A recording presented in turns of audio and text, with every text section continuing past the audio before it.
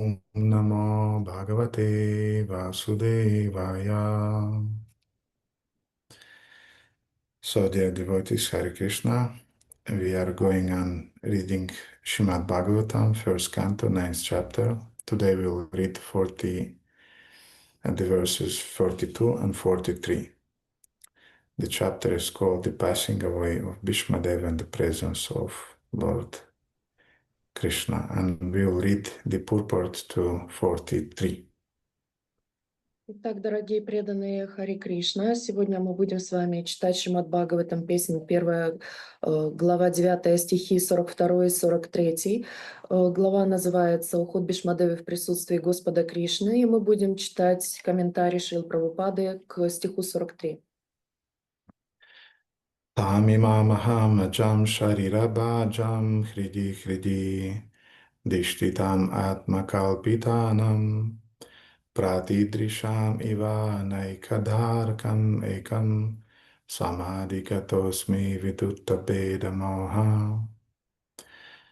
Now I can meditate with full concentration upon that one Lord Shri Krishna now present before me, because now I have transcended the misconceptions of duality in regard to his presence in everyone's heart, even in the hearts of the mental speculators. He is in everyone's heart. The sun may be perceived differently, but the sun is one. 43. Sutta uvacha Krishna evam bhagavati manovagdrishti vrittibhi Atmanya Atmana Vivishya Santashva Uparamat. Sutta Goswami said, thus Bhishmadeva merged himself in the Super Soul, Lord Shri Krishna, the Supreme Personality of Godhead, with his mind, speech, sight, and actions, and thus he became silent, and his breathing stopped. Purport by His Divine Grace, A.C. Bhaktivedanta Swami Srila Prabhupada. The stage attained by Bhishmadeva while quitting his material body is called Nirvikalpa Samadhi, because he merged his self into thinking of the Lord and his mind into remembering his different activities. He chanted the glories of the Lord, and by his side he began to see the Lord personally present before him, and thus all his activities became concentrated upon the Lord without deviation. This is the highest stage of perfection, and it is possible for everyone to attain this stage by practice of devotional service.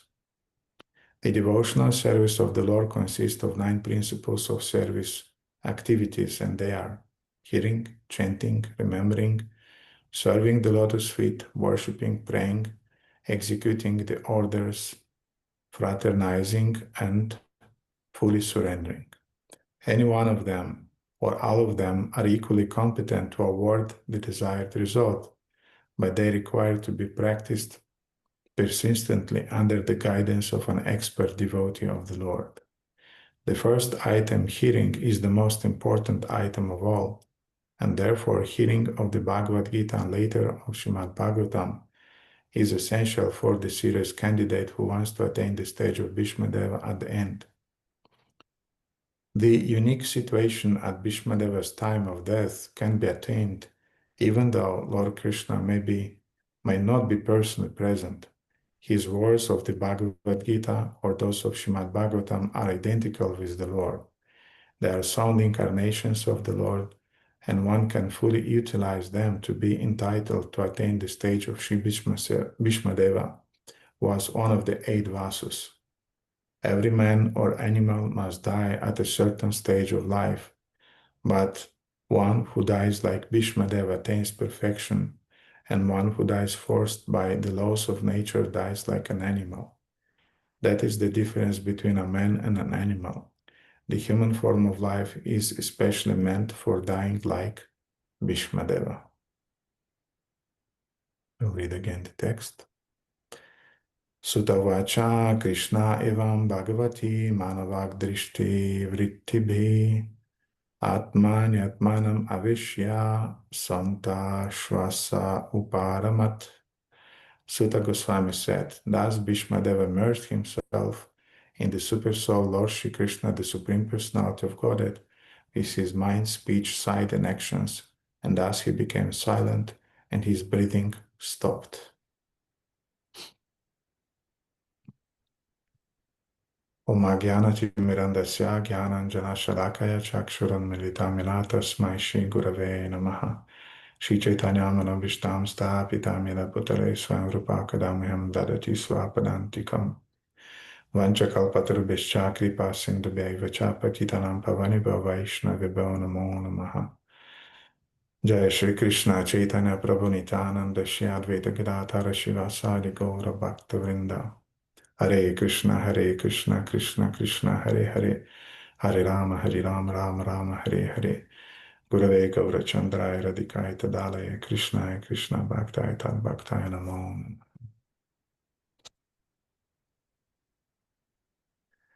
So almost at the end of his purport, Srila Prabhupada is writing that the first item amongst those 9 angas of devotional service, hearing Bhagavad Gita and later on Srimad Bhagavatam, is essential for a serious candidate who wants to attain the stage of Bhishmadeva at the end. Итак, практически в конце своего комментария Шрила Прабхупада пишет, что слушание, которое является одним из 9 анг, является основным, и тот, кто хочет достигнуть состояния, положения Бхишмадевы, очень важно слушать Бхагавад-гиту Шримад Бхагаватам. And it's very interesting that Srila Prabhupada is making this parallel of attaining perfection with the stage of Bhishmadeva, which means that Bhishmadeva's stage is equal with perfection. И очень интересно, что Шрила Прабхупада проводит параллель с положением Бхишмадевы. То есть положение Бхишмадевы, оно равно совершенству. Mm-hmm. Now I would like again to put you a little bit in the context of why we had all these discussions, all these weeks, and all of those Bhagavatam classes that we had on Fridays about the glories of Bhishmadeva. А теперь я хочу вас ввести немного в контекст, почему мы с вами проводили столько лекций, семинаров, столько пятниц мы слушали о славе Бхишмадевы. In the 32nd sutra of the first chapter of Yoga Sutra, the sage Patanjali, he is explaining that for attainment of enlightenment and for removing different obstacles in meditation, we need to do something.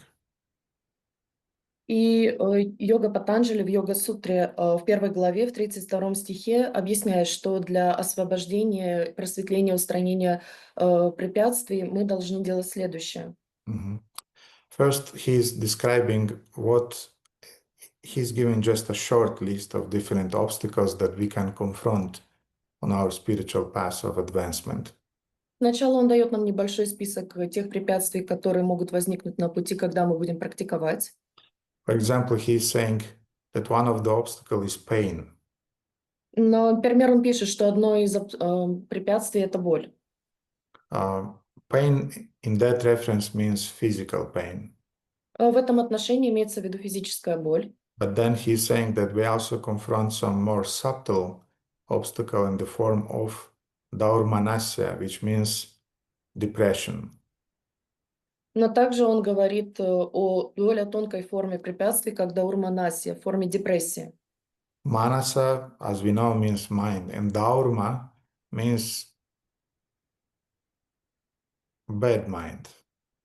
The mind who is creating us troubles. Как мы знаем, манасия означает ум, а даурма означает плохой ум, который создает препятствия, неприятности. Then he's saying mental confusion, vikshepa, which also means distractions, is also one of the obstacles that we confront.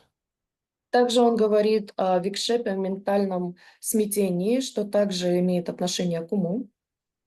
Distractions means that he's distracted. Our mind is vikshep, means distraction. He's distracted by different things around us. Викшеп означает отвлекающий фактор, что он постоянно отвлекается на что-то вокруг себя. And Sage Patanjali is saying that in order to overcome this type of different obstacles, we have to practice Eka Tattva Abhyasa, or concentration on a single object. И Патанджали говорит, что для того, чтобы превзойти эти препятствия, мы должны делать эко-татва абьяса, концентрацию на одном объекте. And in 132, Patanjali is saying, Tat pratisheda artham eka tattva abhyasa. И в Йога-сутре 1.32 он говорит «Тат пратишедха артхам эка татва абьяса». The obstacles and their symptoms can be prevented pratisheda by practicing abhyasa, focusing on one eka method or technique, tattva. Препятствия их симптомы тат можно предотвратить пратишедха, практикуя абьяса, сосредоточившись на эко, методе или технике. Tattva means object, tattva may means truth, tattva also may mean a principle. Татва может означать объект, татва может означать принцип или истину. We can speak many days just about the meaning of this sutra, but we'll go on because I want to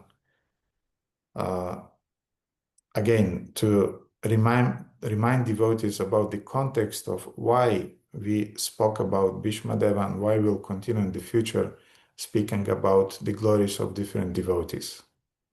И мы можем говорить об этой сутре много лекций, семинар, на протяжении многих дней, но я не хочу этого делать. Сейчас я хотел просто вам дать контекст, в рамках которого мы обсуждали с вами несколько лекций подряд славу Бхишмадевы и почему мы будем продолжать говорить о славе других возвышенных преданных. So now, after explaining that we should be concentrated eka-tattva abhyasa on one truth, После объяснения эко-татва абьяса, что мы должны быть сконцентрированы на одном объекте, in the following verses, he's explaining that the mind, the psyche can be calmed by cultivating as an object friendliness, compassion, gladness, and disinterest within happiness, suffering, virtue, and vice. и дальше он объясняет в последующем стихе, что психику можно успокоить, культивируя в качестве объекта дружелюбие, сострадание, радость и незаинтересованность внутри счастья, страдания, добродетели и порока. Or through both lengthening and exhale and holding out the breath. Also, we can control the mind. Или посредством удлинения выдоха и задержки дыхания мы также можем контролировать с вами ум. Or he's offering another option. You can control the mind by meditating on that light which is free from distractions. Или он дает еще один способ, это концентрация на свете, который свободен от отвлекающих факторов. Jyotishmatis, and many yogis, they're turning on a light, a candle or something, and they're just focusing, meditating on that light.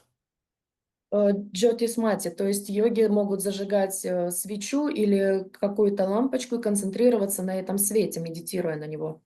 But then in the 137, Patanjali is saying something very interesting. Но затем 1.37 Патанджали говорит что-то очень интересное.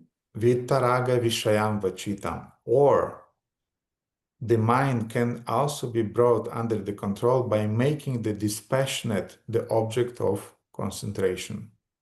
Витарага вишьясам вачитам. Или ум можно также взять под контроль, сделав бесстрастное объектом концентрации. Dispassionate means a dispassionate person. Бесстрастный означает бесстрастная личность. Who is Vitaraga? He doesn't have passions, he doesn't have attractions, repulsions.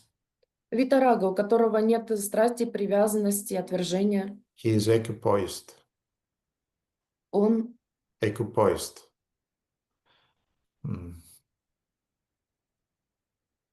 Equipoised? No, equipoised. Yes, equipoised means уравновешенный. Да. Не Он поняла. уравновешен. Уравновешенный. Мгм. And equipoised, dispassionate also means enlightened.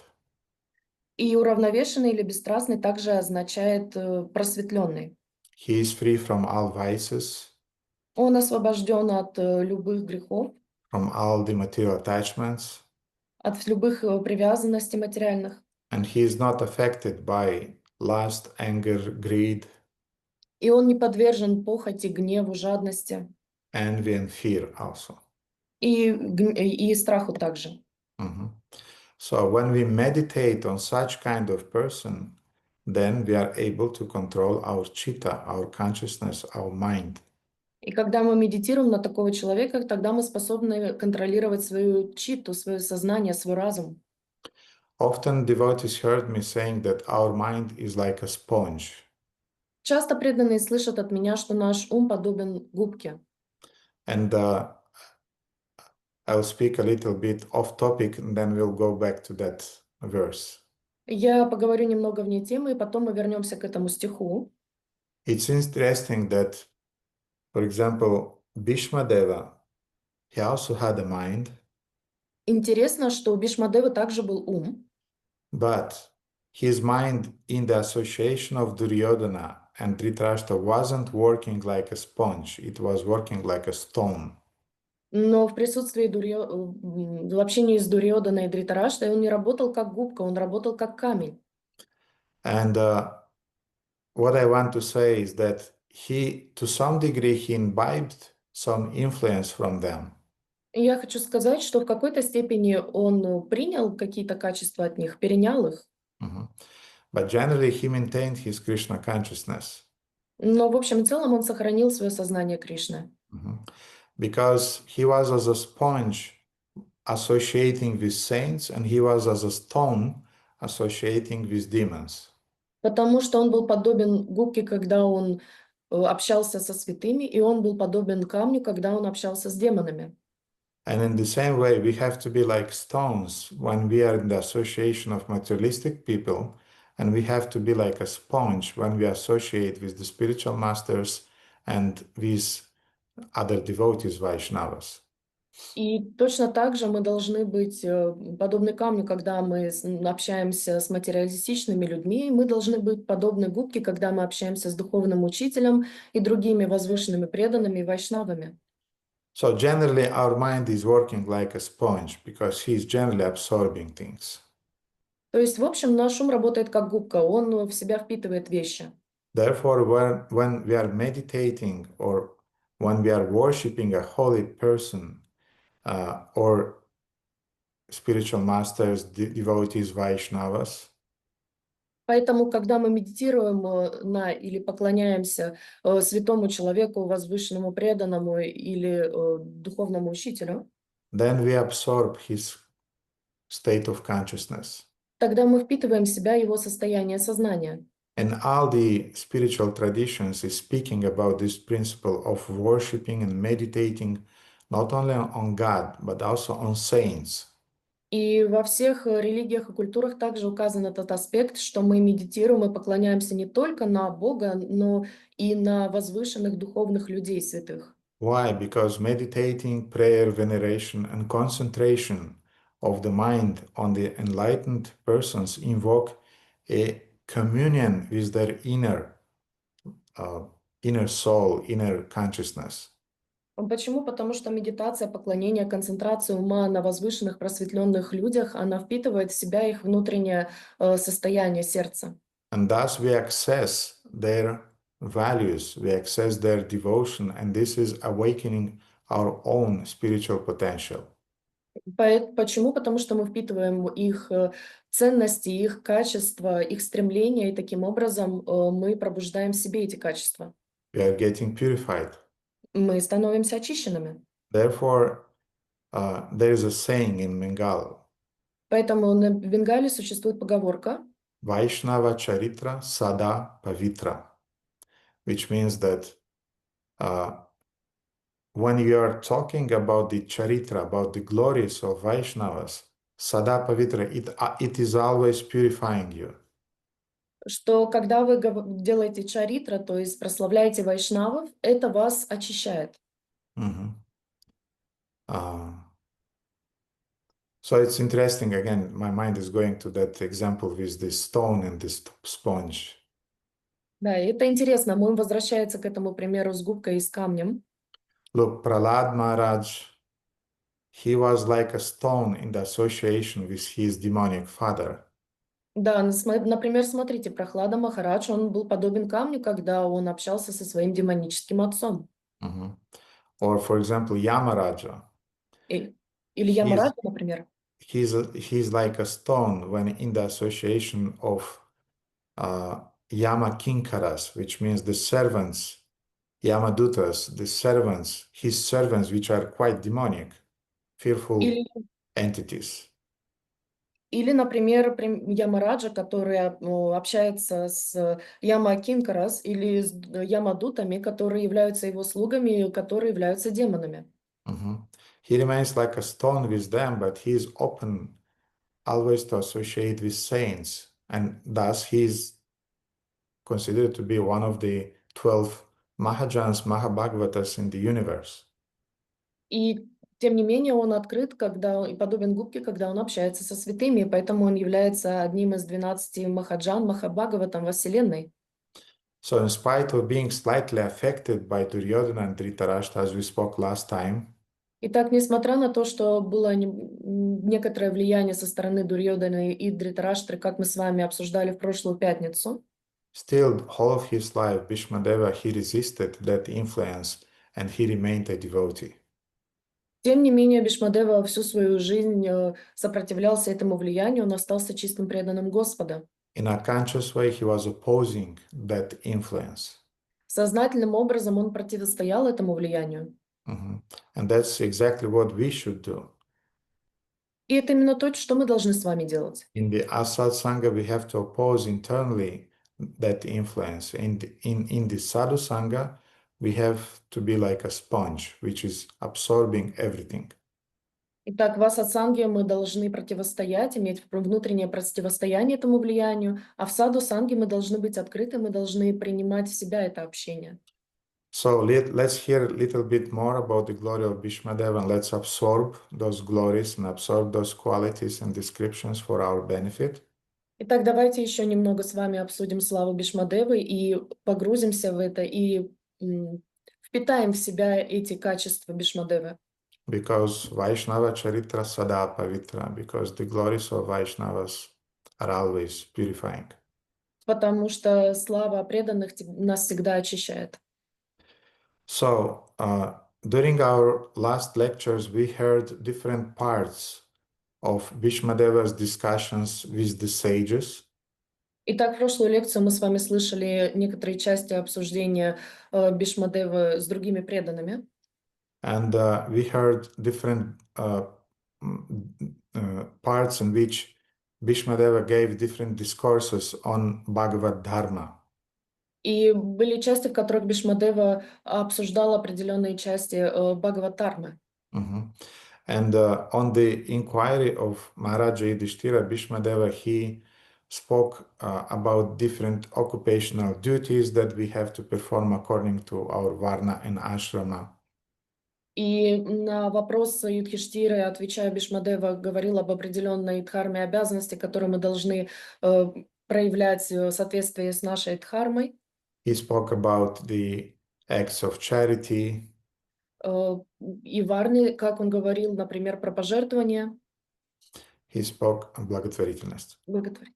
He spoke about the pragmatic activities of a king and activities which are leading to moksha, salvation.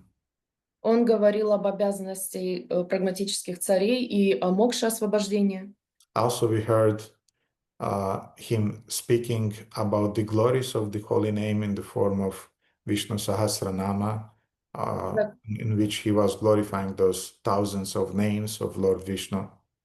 Мы также слышали о том, как он говорил о славе святого имени Вишну Сахасранама и о воспевании этих святых имен. So, amongst a variety of different spiritual subjects that he spoke on during 6 months that he remained alive on the bed of arrows. At one point, Итак, обсуждая различные темы, когда он находился на ложе стрел на протяжении 6 месяцев, at one point, Maharaja Yudhishthira asked Bhishma, what is the importance of Shila, which means integrity?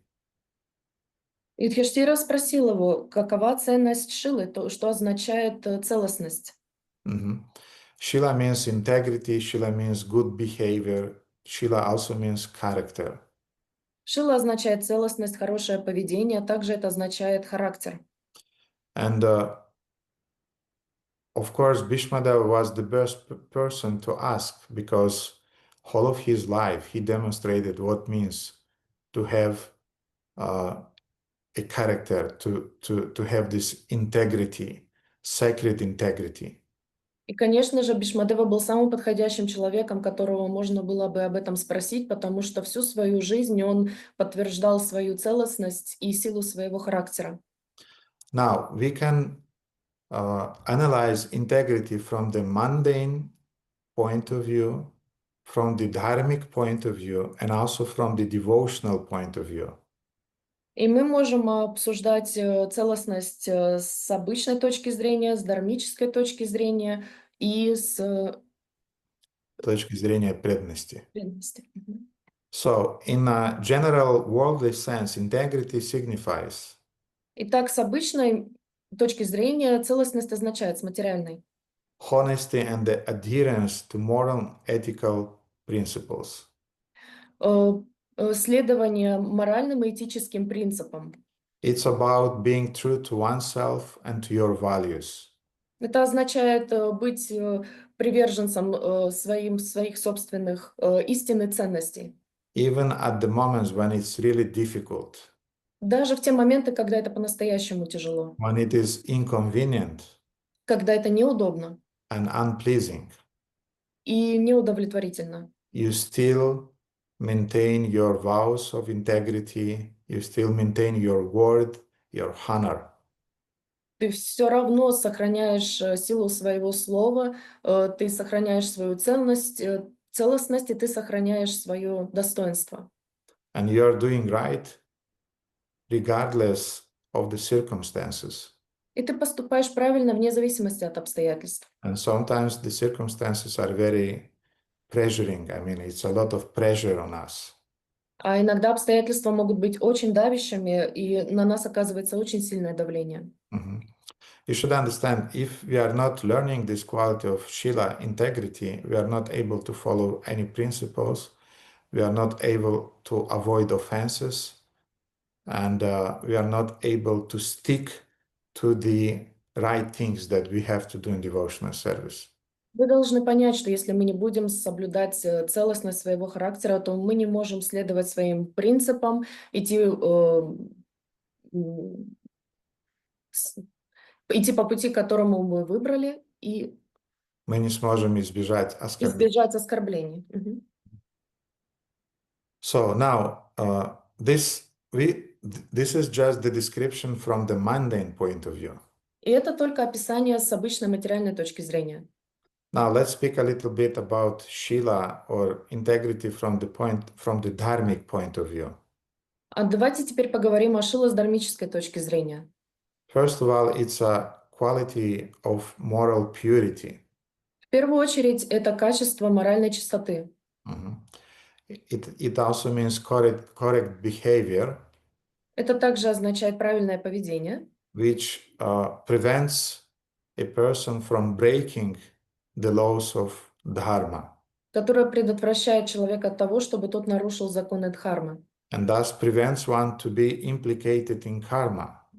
Таким образом, предотвращая вовлеченность этого человека в карму. Because we either follow dharma or we are receiving karmic consequences. Потому что либо мы следуем дхарме, либо мы получаем кармические последствия. And also a definition of integrity from the dharmic point of view is that it is a quality that if it is not developed under the education of a spiritual master, then you are not able to evolve as a human being in principle. И также еще одно определение целостности с дharмической точки зрения, что если ты не делаешь, не возвращаешь себе эту целостность под руководством духовного учителя, то ты не способен следовать этим моральным принципам. И ты не способен эволюционировать как человеческое живое существо. And Srila Prabhupada, uh, he said that the four regulative principles, they are not spiritual principles, they are principles for an elevated human, civilized human being. И Шрила Прабхупада часто говорил, что 4 регулирующих принципа, они не являются духовными принципами, они являются принципами для обычного живого человеческого существа.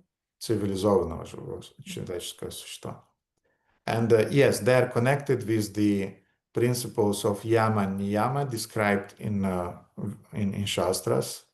И да, они связаны с принципами яма и ньяма, описанных в шастрах, But technically, it means to be a human being но технически это означает быть человеческим существом who have integrity. с целостностью.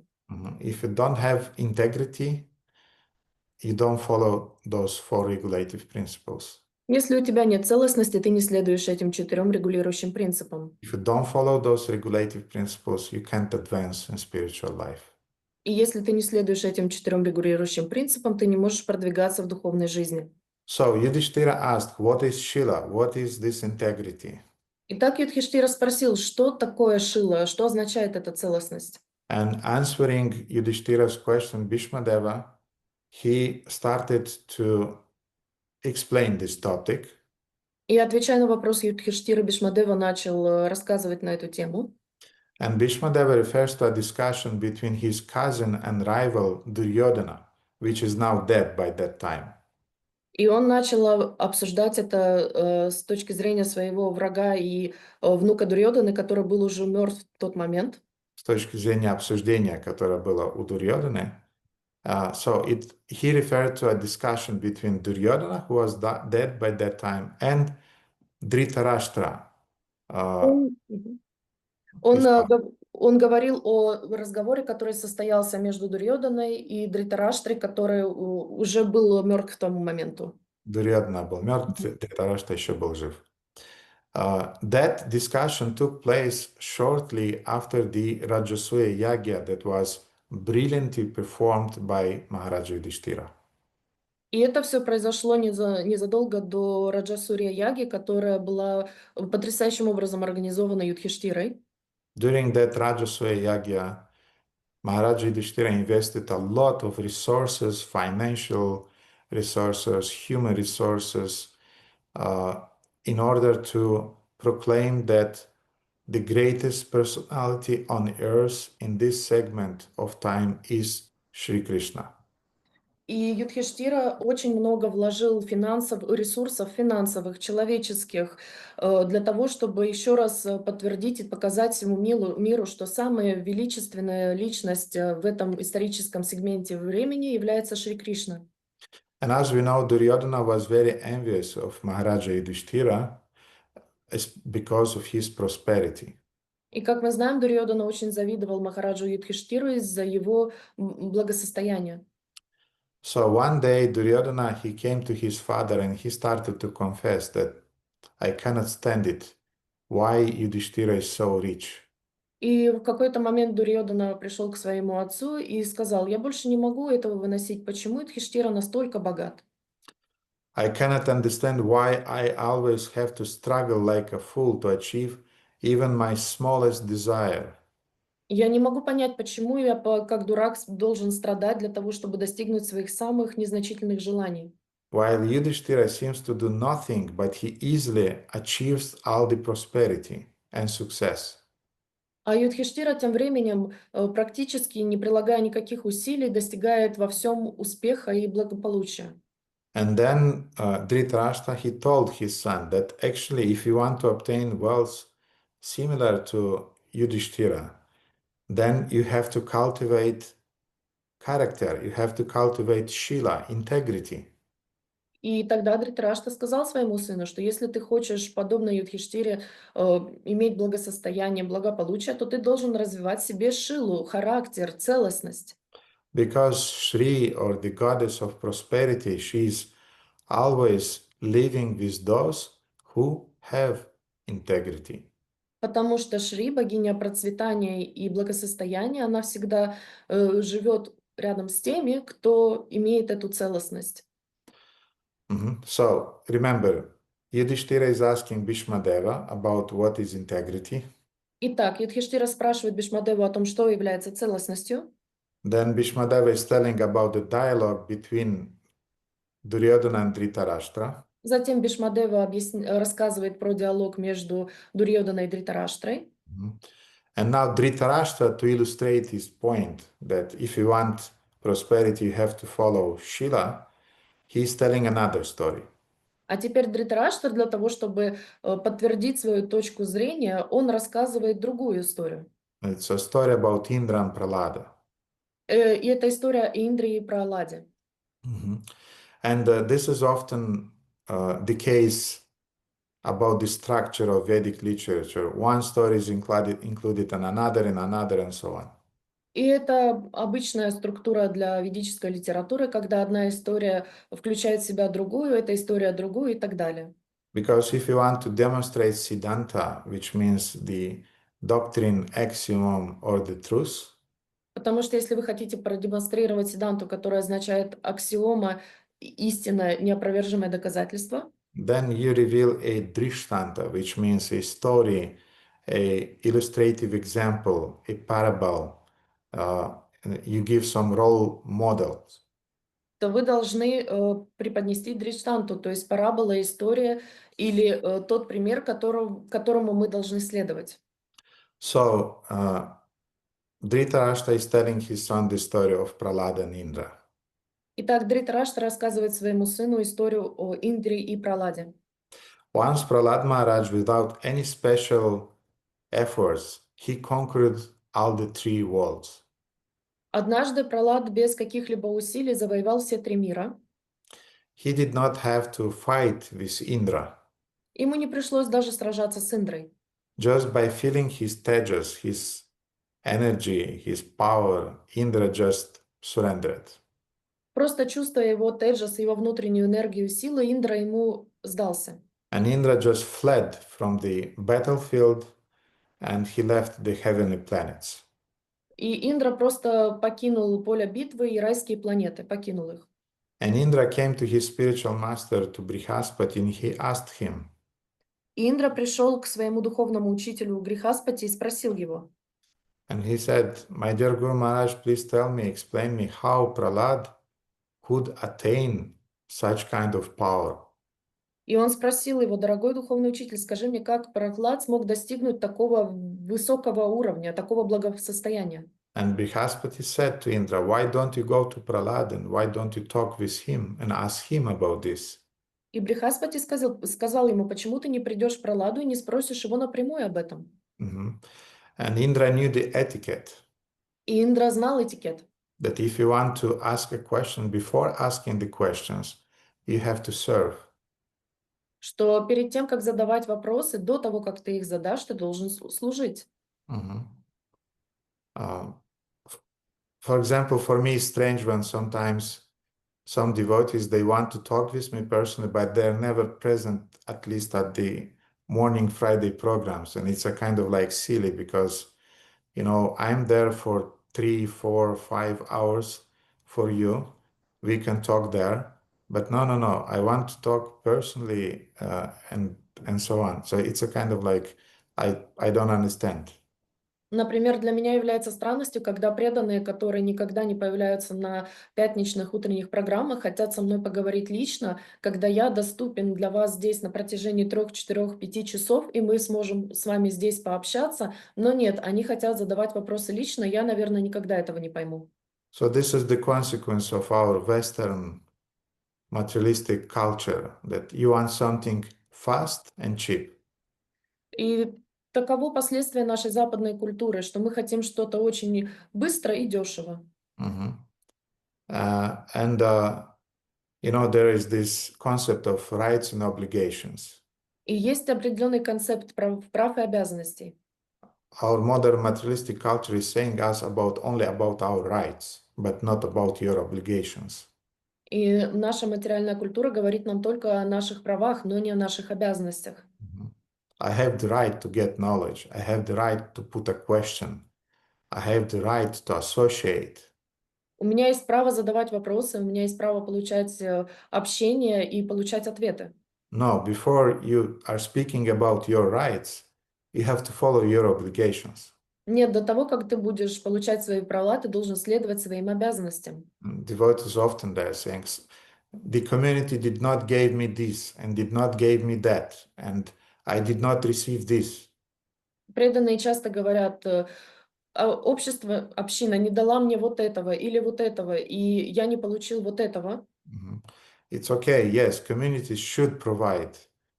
Sangha should provide psychological help, should provide even material help. Да, и это правильно. Санга действительно должна давать нам психологическую помощь, материальную помощь, если это необходимо сангу. Beside providing spiritual advancement. Помимо того, что вам дается духовное продвижение, But you also have some obligations to the community. но также по отношению к общине у вас есть определенные обязанности. Mhm. And when the devotee is a neophyte, he is more into rights. И когда преданный является неофитом, он больше обращает внимание на свои права. When a devotee is advanced, he is more into his obligations. А когда преданный является более продвинутый, он больше обращает внимание на свои обязанности. So anyway, Indra, he knew that before asking a question, I have to serve that person. I have to satisfy him by my humble service. Но в любом случае Индра знал этикет, что он должен сначала, перед тем, как задавать вопросы, послужить этому человеку и удовлетворить его своим смиренным служением. So he disguised himself in a form of a brahmana, and he came to Pralad, to Pralada Maharaja, and he started to serve him. Он замаскировался, оделся браманом, и он пришел к Праладу Махараджу для того, чтобы служить ему. And he served him for a long time. И он долгое время служил ему.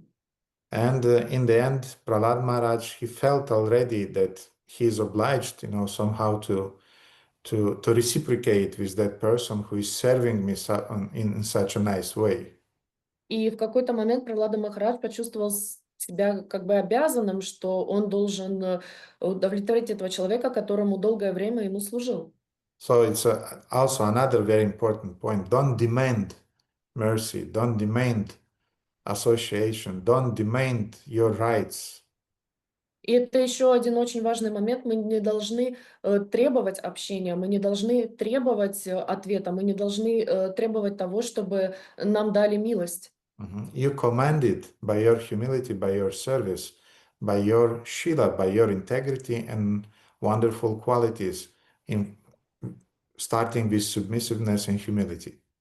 И вы требуете всего этого своим смиренным служением, своим преданным служением, своей шилой, своей целостностью, своими качествами замечательными характера, которые вы показываете. Да, но вы не требуете. Command means, command означает, вы заслуживаете это. Мгм. So Indra came to, no, yes, Prahlad told to Indra in that form of a Brahmana, he told him that, oh Brahmana, I'm very pleased with your service. Please ask me anything you want, any boon you want from my side, I will offer to you. И тогда Пралада сказал: «О, дорогой Брамана, я удовлетворен твоим служением. Какое благословение ты хочешь получить от меня?» And then Indra, shortly, we'll speak in a short version of this story. Indra said, in essence, he said that, please tell me, what is the secret of your success? И тогда Индра сказал ему, мы будем говорить сейчас о короткой версии этого рассказа, он сказал ему: «Пожалуйста, расскажи мне секрет твоего благосостояния, процветания. From where did you obtain your power, your tejas, your energy?» Откуда у тебя появилась твоя сила, теджас, энергия?» And Prahlad replied И Пралад ответил: that everything is very simple. «Все просто. I live according to the principles of morality and integrity, dharma, described in the Vedas. Я живу по моральным принципам, соблюдая дхарму, которая описана в Ведах. Mhm. And then Indra said, please fulfill my wish. И тогда Индра сказал: пожалуйста, исполни мое желание.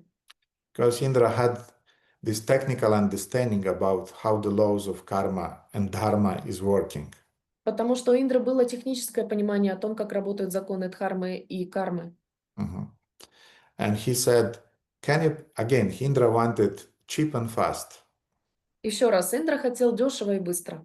He said, can you please transfer your integrity and right conduct from your heart to my heart? Не мог бы ты перевести свою целостность и благостные черты своего характера с себя на меня? And after a moment of thought, Prahlad said, okay, I promised you to fulfill your desire or your wish and let my integrity goes from my heart to your heart. И Прохлад, подумав 1 минуту, сказал: хорошо, пускай моя целостность моего характера придет из моего сердца в твое сердце. And as soon as Prahlad said that, И как только Прохлад сказал это, a giant being, which was very radiant and blazing like fire, emerged from the body of Prahlad and said, I am the Shila, the rightful conduct or integrity of Prahlada, and I am leaving him now and I am entering into that Brahmana. и тогда гигантское существо, личность, очень сияющая, вышла из существа Прохлада и сказала: я являюсь Шилой, я являюсь правильным поведением, целостностью характера, и я перехожу сейчас из сердца Прохлада в существо этого Брамана. And as soon as that giant being entered or merged in the Indra's body, another radiant creature emerged from Prahlada's body and said, И как только это гигантское существо вошло в тело Индры, другое существо гигантское появилось из тела Пролады и сказала: I am Dharma, I am virtue. I live where righteous conduct or integrity is practiced. я Дарма, я благочестие, я и появляюсь там, где целостность характера присутствует. Mhm. And since Prahlad has transferred his conduct and integrity to this Brahman, I also follow him. И поскольку Прохлад передал свою целостность характера этому Браману, я последую за ним. So as soon as that entity, virtue, disappeared, a third being appeared from Prahlada's body, saying, И как только благочестие покинуло тело Прохлада, появилось третье существо и сказало: I am Satya, I am truth or sincerity. я Сатья, я истина или искренность. I cannot live without virtue, therefore I leave you and go into the heart of this Brahmana. И я не могу жить без благочестия, поэтому я покидаю тебя и иду в тело этого Брамана. Then another being appeared from Prahlada's body, А потом другое существо появилось из тела Пролада, who said that I am punya karma, I am piety, and I also cannot live without truth, therefore I'm going into the body of that Brahmana. это существо сказало: я являюсь пунья карман, я являюсь благочестием, я тоже не могу жить без сати, поэтому я отправляюсь также в тело этого Брамана. Then the fifth being appeared from Prahlada's body and said, I'm Tejas, I'm the spiritual power, and I live where there is piety and devotion to the Supreme Lord. Therefore, I'm leaving you now and go into the body of that Brahmana. А потом пятое существо появилось из тела Пролада и сказала: я являюсь Теджесом, я являюсь духовной силой, я являюсь тем, чем обладают люди с благочестием, поэтому я отправляюсь точно так же в тело этого Брамана. And finally, the sixth person appears from Prahlada's body. And this time it was a beautiful, radiant woman. And she said, И затем шестое существо появилось из тела Пролада. На этот раз это была красивая, сияющая женщина, и она сказала: she said, I am Lakshmi Devi, the goddess of prosperity and fortune. I leave you. я Лакшми Деви, я являюсь богиней процветания и удачи, и я тебя покидаю. because I'm going where there is spiritual power, tejas, energy, and devotion. Потому что я отправляюсь туда, где находится теджес, духовная сила и преданность. And we know in Bhagavad Gita, at the end of Bhagavad Gita 1878, Shri Krishna is saying, И мы знаем, что в Бхагавад-гите 18.78 Кришна говорит: Yatra Yogeshwara Krishna, Yatra Partho Danurdara, Tatra Shir Vijayo Bhutir Dhruvanitir Matir Mama.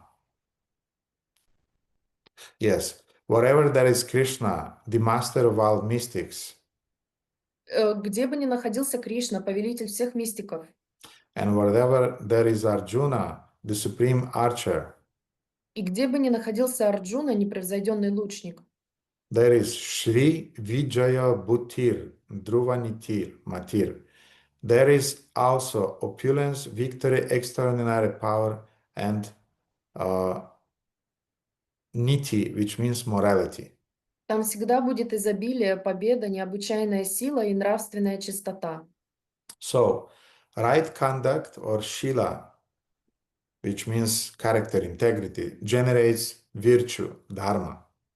Итак, правильное поведение, целостность Шила порождает добродетель, дхарму. Dharma generates truth, satya. Дхарма порождает истину, сатья. Truth leads to piety. Истина ведет к благочестию. Piety leads to spiritual power, tejas. Благочестие ведет к духовной силе, теджас. And spiritual power invoke goddess of fortune, И духовная сила призывает богиню удачи, which means prosperity in life, success in life. что означает процветание и успех в жизни. So sometimes we are complaining, why everything is so bad in my life? Иногда мы жалуемся, почему все так плохо в моей жизни. You behave like a pig, and then you cry that why everything is so bad in your life. Вы ведете себя как свинья, а потом плачетесь, почему все так плохо в моей жизни. The moment you start behaving nicely, you invoke all the prosperity you need in your life. Как только вы начинаете вести себя подобающе, вы вызываете к себе все процветание в свою жизнь. Remember, Prabhupada called that his true followers, they are gentlemen and gentle ladies. Не забывайте, что Шрила Прабхупада сказал, что его истинные последователи являются джентльменами и леди. Gentle means to have a nice behavior. А джентл или мягкость означает иметь хороший характер. And this also includes shila, which means integrity. А это включает также в себя шилу, что означает целостность. When a person has this integrity, you want to work with him or with her. Когда у человека есть эта целостность, ты хочешь работать с ним или с ней. He attracts the same type of people who have the same values, and then prosperity appears as a result. Он привлекает к себе тех же людей, у которых такие же ценности, как у него, и там возникает процветание. Devotees often are complaining that why am I fired from my jobs? И преданные часто жалуются, почему меня увольняют с моей работы. I'm constantly fired from one job, from another job, from another job. Меня постоянно увольняют с одной работы, с другой, с третьей. They're not paying me my money. Они не платят мне мои деньги. Meanwhile, devotees, they are not attentive that they're always late, coming late to their job. И при этом преданные невнимательны на то, что они постоянно опаздывают на свою работу, They're not doing their duty. не выполняют своих обязанностей. They're not doing the work that they are supposed to do according to job description. Они не выполняют свои рабочие обязанности, которые описаны в рабочем контракте. And usually the arguments are very interesting. И аргументы очень интересные при этом. Why are you late at your work? Почему ты опаздываешь на свою работу? I had to chant my rounds. Я должен был прочитать свои круги. Why didn't you came for 2 days to your job? Почему ты 2 дня на работе не появлялся? I attended the Vyasa Puja. What's the problem? Я на Вьяса-пуджи был. В чем проблема? So, I mean, sounds nice. Звучит красиво. Sounds devotional. Звучит как настоящий преданный. But there is no shila into it. There is no integrity into it. Но в этом нет целостности, нет шилы. And therefore people don't buy into it. И поэтому люди на это не покупаются. Therefore, we have to have devotion and integrity, and then we become attractive to people. Поэтому у нас должна быть целостность характера, и тогда у нас люди начнут к нам привлекаться из-за этого. У нас помимо преданности должна быть целостность характера. And therefore, I'm saying this, that before becoming a devotee, you have to become a human being. Поэтому я часто говорю, что до того, как стать преданным, вы должны стать хорошим человеком. First, become a human with an integrity, with a character, then you'll become a devotee. Сначала станьте человеком с целостностью, с характером, а потом вы станете преданным. Mhm. So this is right conduct, И это является правильным поведением, which includes also the ability to follow your promises or your word of honor. что также означает, что вы способны следовать своим словам, слова, которые вы дали, или иметь достоинство. And integrity also the ability to follow the vows that you are taking. Целостность проявляется также в том, что вы следуете клятвам, которые вы на себя взяли. Mhm. What are the two most important vows that we are taking in our life? Каковы самые две важные клятвы, которые мы берем в нашей жизни? Any ideas, dear devotees? Дорогие преданные, идеи есть у кого-то?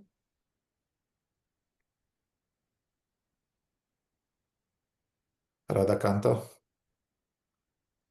Харе Кришна, может быть, никогда не покидать искон и читать свои 16 кругов минимум? Sounds To nice. never leave the ISKCON and to chant your 16 rounds. Sounds nice. Звучит красиво. Any other opinions? Другие мнения по этому поводу есть? Рана Говинда? Ну, возможно, это всегда помнить и никогда не забывать самые витхи и нишеды. Mhm. To remember and to never forget. Yes, now let's not go too high, so into too devotional sphere. Давайте не будем слишком высоко взбираться в слишком преданную сферу. Just some basic vows, two vows that we have to stick in our life, and then other devotional things will come. Просто две клятвы, которые мы должны сохранять в своей жизни преданного, и все остальные вещи к этому приложатся. Mhm. Any other opinions? Другие идеи есть? Okay, then I'll not tease you anymore. Тогда больше не буду вас мучить. What about the first? Okay, Sergey. Sergey, Возможно, слушать гуру и следовать его наставлениям. To listen to Guru and to follow his instructions. Yes, even before that, we have some homework to do, even before that. Но еще до этого у нас есть домашняя работа, которую мы должны с собой сделать, проделать. Premalata? Un lucru, mă gândeam credința. И я думала, что это вера. Primul lucru care îl avem. Okay, so Premalata is saying that this is maybe it's about faith. Well, look, before faith, before following the Guru, before Shravanam Kirtanam Vishnu Smarana, before Smartavyam Satatam Vishnur Vismartavyam Najatuchit. So before all of those wonderful and correct things, Итак, до того, как мы слушаем своего гуру, до того, как у нас есть вера, до того, как у нас есть Шраванам, Киртанам и все эти прекрасные, замечательные вещи, we have two vows in у our нас life. есть, у нас есть две клятвы в нашей жизни. They are already included in our devotional life. Они уже включены в жизнь, в нашу жизнь преданного, Our marriage vow, в наши клятвы в браке. which sometimes devotees are a kind of like, marriage vows, what marriage vows? И преданные как будто, что клятвы в браке, какие клятвы в браке? Hey, you had Vivaha Yagya, which meant marriage vow. Эй, у тебя вивах-яги была, что означает клятвы для брака. And then the second set of vows are the vows that we took during the initiation. И потом второй набор клятв, которые мы взяли на себя, когда мы получали инициацию. Therefore, two most important choices that we have in our life: Поэтому два очень важных выбора, которые мы делаем в нашей жизни. the choice of our spouse Выбор нашего партнера and the choice of our guru. и выбор нашего гуру. Sometimes first we choose our guru, then our spouse, but it doesn't matter now. Иногда мы выбираем сначала своего гуру, а потом партнера, но это не важно сейчас. But in your life, you'll have two vows, two basic vows. Но в вашей жизни у вас будет две самые основные клятвы. If you are following both of them, prosperity will come to you. Если вы следуете им обеим, то к вам придет процветание. Anyway, so in the end of this story, which includes the dialogue between Yudhishthira and Bhishmadeva, as you remember, Итак, в конце этой истории, которая произошла во время диалога Юдхиштира и Бхишмадевы, then the dialogue between Dhritarashtra and Duryodhana, затем был диалог между Дритараштрой и Дурьоданой, and the dialogue between Indra and Prahlada.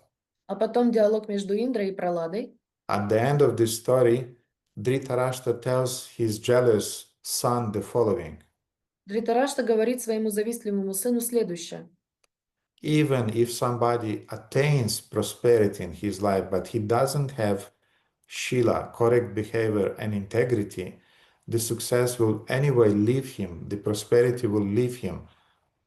Если кто-то получает процветание, богатство в своей жизни, но при этом они не поступают правильно, у них неправильное поведение, они не сохраняют свою шилу, свою целостность, то тогда процветание это их покидает. Because Sri Lakshmi, or the goddess of prosperity, the goddess of fortune also we say, в русском у нас есть вот это выражение крылатое «подфартило», да? которое отражает на самом деле благословение Шри Лакшми. I cannot translate that. It's intranslatable. Become accidentally fortunate. Yes, something like that. Some Russian we say. So you cannot be prosperous. You cannot have prosperity in your life. You cannot invoke Lakshmi Devi, at least for a long time, if you don't have a proper behavior and you don't have a character, you don't have Shila, integrity. Итак, у вас не может быть процветания, богини процветания, удачи, по крайней мере, на долгое время, если вы не соблюдаете целостность своего характера. And we have a verse from Mahabharata which is confirming this truth. И у нас есть стих из Махабхараты, который подтверждает эту истину. Dharma satyam tathavritam balam chaiva tathopayaham shila bhutta mahaprajna sada nastayatra samshayaha. Virtue, truth, ethical conduct, power, and goddess of wealth, prosperity and fortune, all forever are dependent on integrity. Have not the slightest doubt about this. Добродетель, истина, этическое поведение, сила и богиня богатства, процветания, удачи все вечно зависят от целостности. Не имейте ни малейшего сомнения по этому поводу. So that's how Dhritarashtra preached to his demoniac son, Итак, Дритараштра проповедовал своему демоническому сыну, explaining to him this basic truth of life. объясняя ему эту базовую истину жизни. Unfortunately, Yudhishthira, Duryodhana, he was like a stone when somebody gave him good advices. Но, к сожалению, Дурьодана, он был подобен камню, когда кто-то давал ему подходящие советы. And when somebody gave him stupid advices, like Shakuni, for example, he was like a sponge. А когда кто-то давал ему глупые советы, как Шакуни, например, то он был как губка. And then at the end of this dialogue between Dhritarashtra and Duryodhana, now Bhishmadeva is concluding his story. И так, после заключения этого диалога между Дритараштой и Дурьоданой, Бхишмадева заключает свою историю. Shilanam pradhanam purusha. Integrity is the most important thing in a man. Целостность – это самое главное в человеке. How you treat your wife, как вы обращаетесь со своей женой and how you treat your guru. и как вы обращаетесь со своим гуру. Simple, 2 vows you have in life. Просто, у вас 2 клятвы в жизни. How you treat your husband, Как вы обращаетесь со своим мужем, how you treat your guru. как вы обращаетесь со своим гуру. Now, your wife means your kids, your neighbors, your relatives. This is everything is included into that. И как вы ведете себя со своей женой, означает так же, как вы ведете себя по отношению к своим детям, соседям, окружающим. Это все включается туда. Your colleagues on your work. Ваши коллеги по работе. Because if you are harsh to your colleagues at your work, your wife will suffer. Потому что если вы грубы по отношению к своим коллегам по работе, ваша жена будет страдать. Or your husband will suffer. Или ваш муж будет страдать. Your wrong behavior with any one of them will lead to suffering of your kids and your spouse. Неправильное поведение по отношению к любому из этих людей будет заставлять вашу жену и ваших детей страдать. Now, your guru, your relationship with your guru Итак, взаимоотношения со своим гуру includes relationship with his disciples, with Sangha. включают в себя и взаимоотношения ваши с его учениками, с сангой. You cannot have a good relationship with your guru if you have a nasty relationship with his disciples, with other of his disciples. У вас не может быть хороших взаимоотношений с гуру, если у вас плохие взаимоотношения с его другими учениками. You cannot win his heart if you are treating his disciples like garbage. Вы не можете завоевать его сердце, если вы обращаетесь с его другими учениками как с мусором. Therefore, if you want a good relationship with your spiritual master, you have to build a good relationship with your God sisters and God brothers. Поэтому, если вам нужны хорошие взаимоотношения со своим духовным учителем, вы должны выстраивать хорошие взаимоотношения со своими духовными братьями и сестрами. And in a larger sense, as we spoke many times, it also means building our relationship with the devotees in general in ISKCON. И в более широком смысле, мы с вами это уже обсуждали, это означает выстраивать хорошие взаимоотношения со всеми преданными в ISKCON. You have good relationship with devotees, you invoke blessings. Если у вас есть хорошие взаимоотношения с преданными, вы призываете к себе благословения.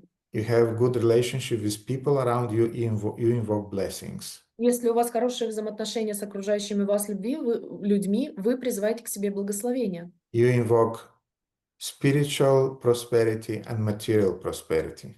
Вы призываете к себе духовное и материальное благосостояние, благополучие. If you don't behave nicely with your wife, with family, kids, and so on, you don't have those blessings, you don't have prosperity.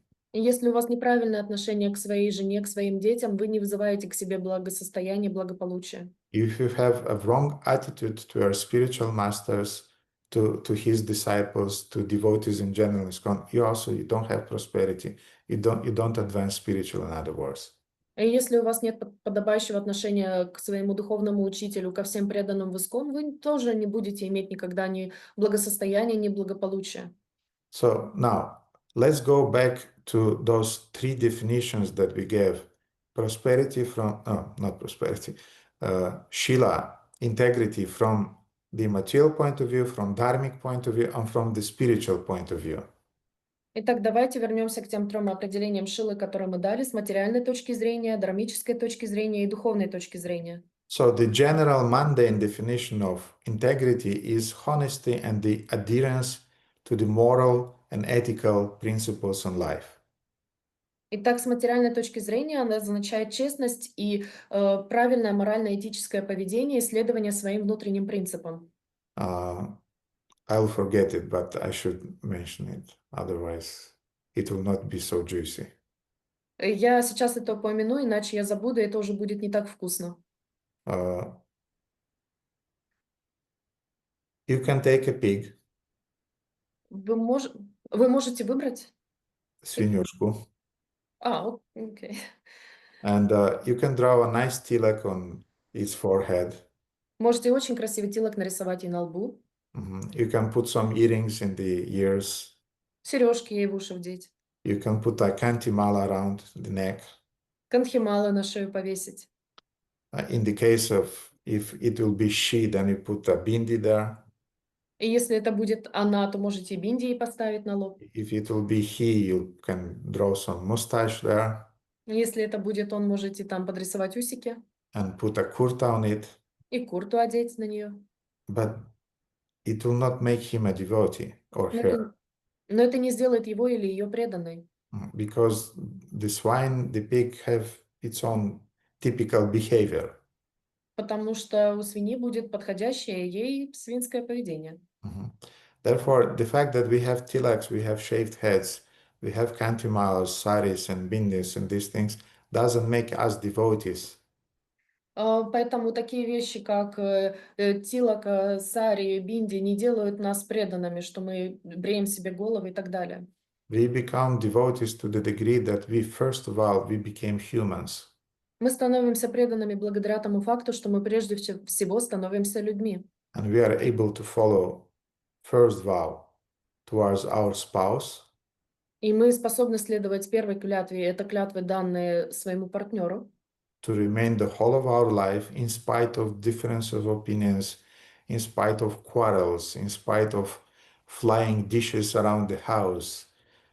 Everything, this will be there for sure.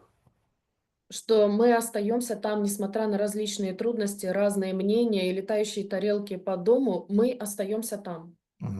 We remain faithful to each other, Мы остаемся верными друг другу, faithful in the service of God and the service of Guru and devotees. верными в служении Господу, Гуру и преданным. And our vows to the spiritual master, И также клятвы, которые мы даем нашему духовному учителю, which means to be loyal to our spiritual master. что означает быть верному нашему духовному учителю. And we can look as Vibhishana, we can look as Prahlad. You think Prahlad was a beautiful, nice boy, cute boy? И мы можем выглядеть как Вибишна, как Прохлад. Вы думаете, что он был красивым, мирным мальчиком? So usually we depict Prahlad like an angel, little cute angel, 5 years angel. Мы видим на картинках его как маленького ангела пятилетнего. Hey, Prahlad was born in a Rakshasa family. И Прохлад был рожден в демонической семье. He had long, sharp ears. У него были длинные заостренные уши. He had fangs. Клыки? Да. У него были клыки. Because he was a Rakshasa. He was born from his father and mother, Rakshasas. Потому что он был рожден от Ракшаса, своей матери и отца, которые были ракшасами. But he had a heart of a Vaishnava devotee. Но у него было сердце чистого преданного. Same thing with Vritrasura. То же самое с Вритрасурой. From the other side, we have Indra, which is really looking like the Brad Pitt of the universe. А с другой стороны, у нас есть Индра, который выглядит как Брэд Питт всей вселенной. But sometimes he's behaving like a pig. Но иногда он ведет себя по-свински. And he's cursed to become a pig. И он был проклят, чтобы стать свиньей. Therefore, what I want to say that we look like we have Russian faces, we have Romanian faces, we have English faces, American faces, and so on. And sometimes we have this complex that I look bad, I don't have a devotional face or look. И иногда мы, знаете, мы выглядим с вами, у нас есть русские лица, румынские, английские, американские, у нас есть такое предубеждение: о, я плохо выгляжу, я не выгляжу как преданный. No, people will judge you not according to your look, they'll judge you according to your heart. Нет, люди не будут судить вас по внешнему виду, они будут судить вас по вашему сердцу. What is your Shila, at least on the mundane plane? Что является вашей шилой, по крайней мере, на материальном уровне? Then we have the second grade of Shila, which is the Shila from the dharmic point of view. И у нас есть еще одно определение шилы с дharмической точки зрения. The quality of moral purity, character, and correct behavior and integrity according to the laws of dharma and karma in the universe. То есть состояние целостности, правильного поведения, целостного характера с дharмической точки зрения, которое следует дharмическим законам Вселенной. And now let's speak a little bit about devotional integrity, the third, final, and most subtle, most profound level of integrity. И давайте теперь поговорим о духовном определении, самом тонком, самом субтильном определении целостности преданного. Is the integrity of a devotee Vaishnava Это определение целостности Вайшнава, who always remain true to oneself and to his inner values, который остается верным себе и своим внутренним ценностям, to his vows, to his spouse, and to his guru, в клятвах верен своему партнеру и своему гуру, even when it's difficult, inconvenient, and even painful. когда это неудобно, неудовлетворительно и даже больно. When you are doing the right thing according to Guru, Sadhu, and Shastra, even if it is unpleasant for you. Когда вы делаете правильные вещи в соответствии с наставлениями гуру и шастрам, даже если это вам неприятно, неудобно. And you are not breaking the laws of Dharma, not because you are afraid of karma. И вы не нарушаете законов кармы не потому, что вы боитесь кармы. This is the difference between dharmic shila and devotional shila, dharmic integrity and devotional integrity. Вот она разница между дharмической шилой и духовной шилой, целостностью преданного. Dharmic integrity means you are afraid of the laws of karma. You are following dharma because you are afraid of karma. Дharмическая шила означает, что вы боитесь получить последствия кармы. Mhm. But in the case of a devotee, he is following the same integrity principles as in the mundane integrity and dharmic integrity, plus Но в случае преданного и духовной шилы он следует как с материальной точки зрения, качествам, которые мы описали, дharмической точки зрения, которую мы описали, и плюс he wants to please Krishna with his shila, with his quality. He wants to please Guru and Krishna and Vaishnavas around him.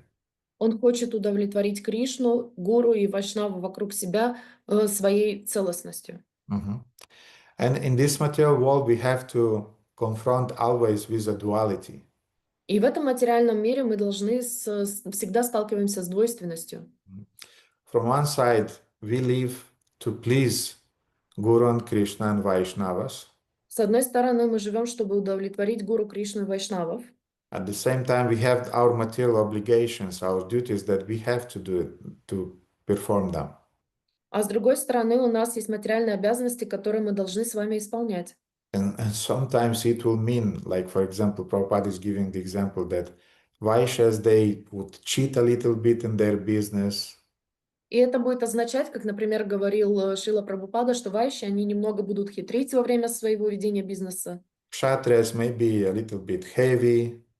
Кшатрии могут быть немного тяжелыми на характер. Shudras can be a little bit lazy. Шудры могут быть лентяями немножко. Intellectuals, they can be too outwardly, too autists in their behavior. А браманы, они могут быть очень аутичными, они могут быть очень широкомыслящими, очень философствующими в своем поведении. So Bhishmadeva in his life, he also had to confront that problem. И Бхишмадева в своей жизни тоже должен был столкнуться с этой проблемой. And he passed a greatest test of integrity. И он прошел самый тяжелый тест целостности. He had to confront the conflict between his personal affection towards Pandavas and his duty towards the throne. У него была проблема между личной привязанностью к пандавам и между его материальными обязанностями по отношению к трону. And sometimes he did a little bit mistakes here and there. И иногда он совершил кое-какие ошибки, то здесь, то там. But as we spoke last time, still he was focused on his devotion. He had a healthy self-esteem and he moved on in life. Но, как мы говорили с вами в прошлый раз, у него было... Он вставал, поднимался снова на ноги, потому что у него была достаточная самооценка. Он понимал свои ошибки, но он шел дальше.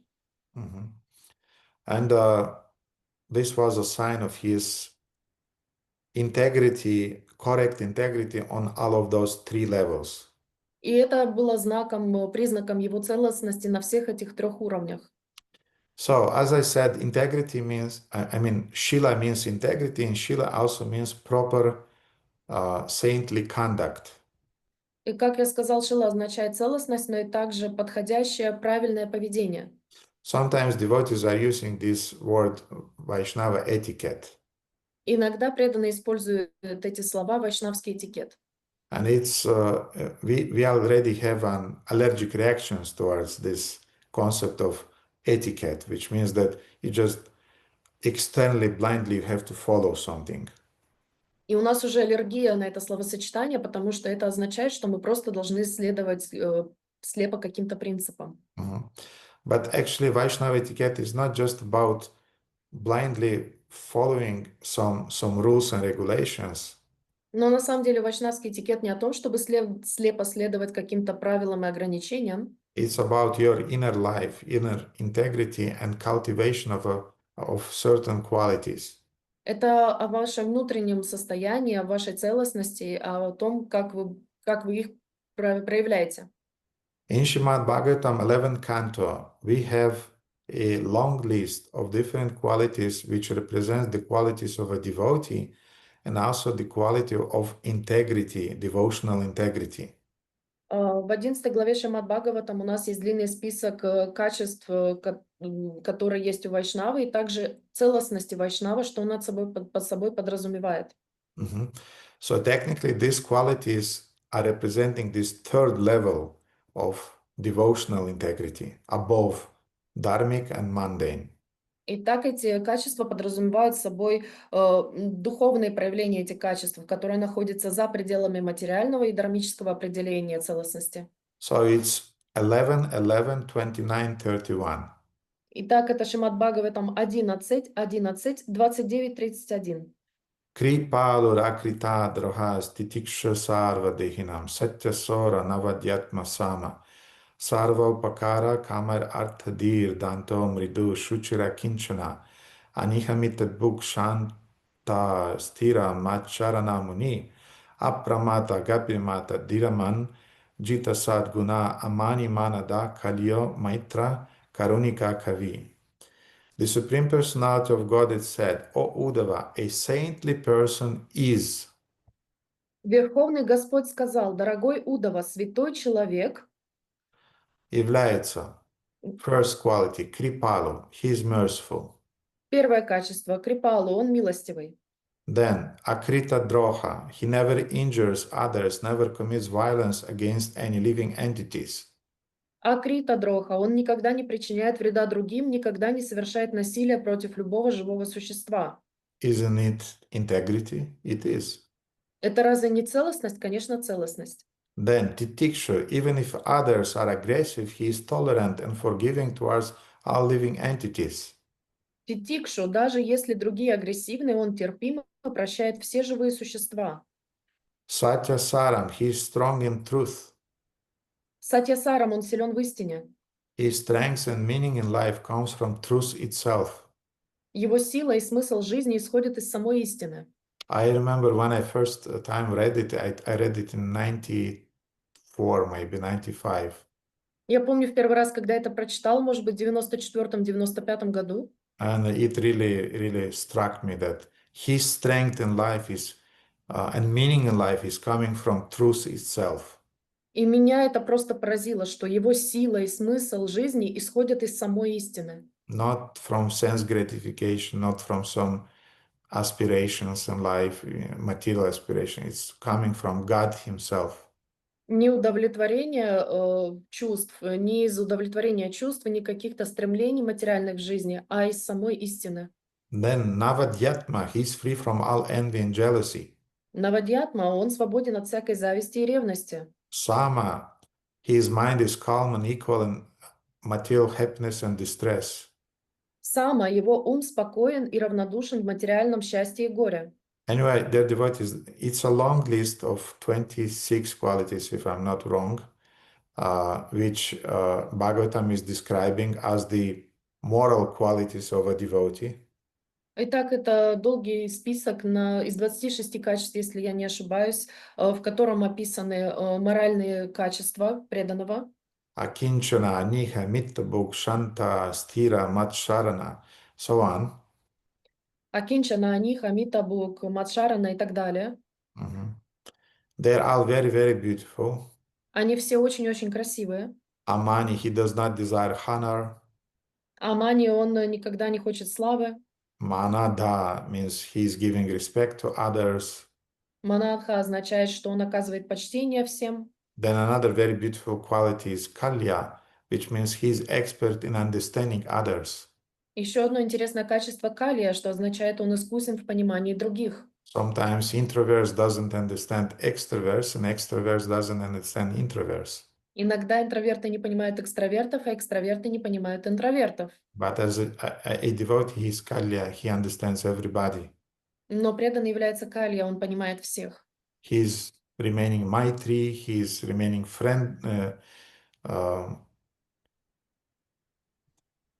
friendly, and he doesn't cheat others. Он является Майтри, он дружелюбен, и он не обманывает других. It's interesting. The word Maitri means friendliness, Интересно, что Майтри означает дружелюбность. but Maitri also is translated that you don't cheat. Но также Майтри переводится как «не обманывать». What is freaking out your friends the most? Что больше всего раздражает ваших друзей? When you're cheating. Когда вы пытаетесь обмануть. You want friends, don't cheat. Вы хотите друзей? Не обманывайте их. So, obviously, this long list of qualities, they're qualities of integrity. И этот длинный список качеств, это являются качествами целостности.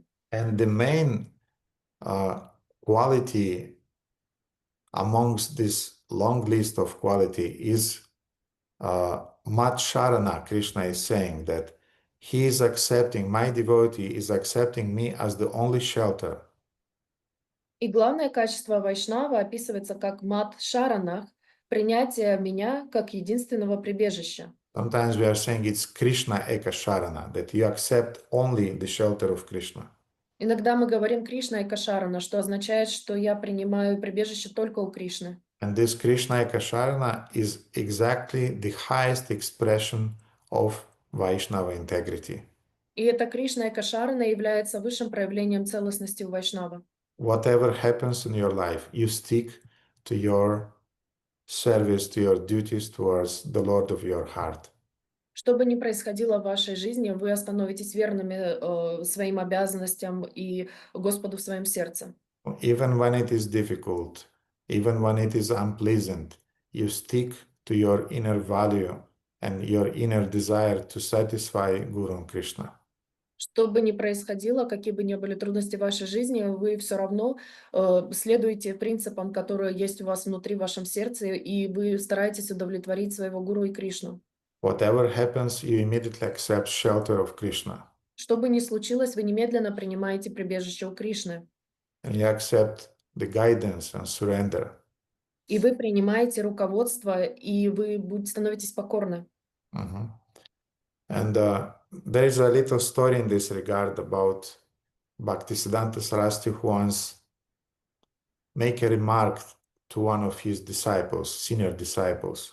И есть история Бхактисиддханты Сарасвати, которая однажды сделала замечание одному из своих старших учеников. That senior disciple was for 20 years, he was a sannyasi amongst the Bhaktisiddhanta Saraswati's disciples. Этот ученик уже на протяжении 20 лет был саньяси среди учеников Бхактисиддханты Сарасвати. And yet one day Bhaktisiddhanta told him, И все же однажды Бхактисиддханта сказал ему: you never see me. ты никогда меня не видишь, You cannot understand who I am. не можешь понять, кто я. Like a zamindar, you have kept some householder servitors under you, and you just periodically take some donations from them, and a part of it you are giving to me. Ты подобно домохозяину, который завел себе множество слуг, от которых ты время от времени принимаешь пожертвования, и только часть их даешь мне. You are like a broker, Ты как брокер, but you don't belong to me. но ты не принадлежишь мне. So like I gave you this example, like a husband, he's feeling, my wife is really in her heart belonging to me, or is just a formality? Как муж в своем сердце он чувствует, моя жена по-настоящему принадлежит мне, или это всего лишь формальность? And the wife is immediately feeling if the husband is wholeheartedly with her or just partially. И жена также чувствует, если муж всем сердцем находится с ней или только частично. So in the same way, the spiritual master, he's feeling this disciple is wholeheartedly my disciple or just partially. Точно так же духовный учитель чувствует, всем ли сердцем ему принадлежит ученик или только частично. And Bhaktisiddhanta started to chastise that disciple. И Бхактисиддханта Сарасвати начал ругать этого ученика. That you are not a member of this material world. You're not a broker. Ты не являешься частью этого материального мира, ты не брокер. You are mine. You are mine property. Ты мой, ты являешься моей собственностью. Therefore, don't sell your heart to others. Your heart Поэтому, belongs to me. поэтому не продавай свое сердце другим, твое сердце принадлежит только мне. In other words, serve me with your heart, not just giving me some donations and, I've done my job. То есть не служи мне всем своим сердцем, а не так, что ты мне даешь какие-то пожертвования, и все, на этом все заканчивается. So this means Krishna Eka Sharana. This means the only shelter you have in your life is your spiritual master, is Krishna. Вот это означает Кришна Экашарана, что Кришна является единственным прибежищем в твоей жизни и ничего другого. So if you partially gave your heart to your spiritual master and to Krishna, it means you still don't have yet your devotional integrity. И если ты только частично даешь свое сердце своему духовному учителю и Кришне, это означает, что у тебя еще не развита полностью целостность характера. And dear devotees, please don't be disappointed because this is a work in progress. И, пожалуйста, преданные, не расстраивайтесь, потому что это работа в процессе. I mean, nobody is expecting that you just received initiation and on the next day you're Krishna Ekasharana, you're a full surrendered disciple to your spiritual master and to Krishna. И никто не ожидает от вас, что вы получили инициацию, и на следующий день вы являетесь Кришна Экашарана, что вы полностью преданы своему духовному учителю и Кришне. No, this integrity is a work in progress. You work on it day by day, year by year. Нет, это целостность, это работа в процессе, над которой вы работаете день за днем, год за годом. In the first stage of your devotional service, you are surrendered maybe 10%, 20%. И в начале вашей духовной жизни вы покорны на 10-20%.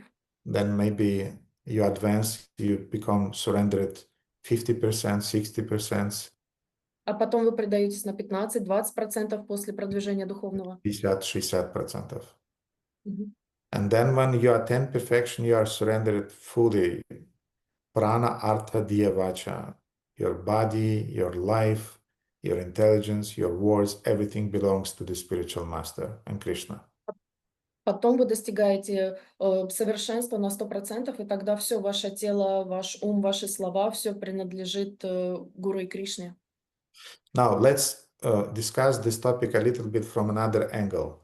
А теперь давайте обсудим эту тему с немного другой точки зрения. Usually we can understand what we are made of during the times of calamity. Обычно мы можем понять, из какого теста мы слеплены во времена несчастья. Now let's analyze how karmis, how jnanis, and how devotees react at the time of calamities. Давайте посмотрим, как карми, гняни и преданные реагируют на тяжелые трудные времена.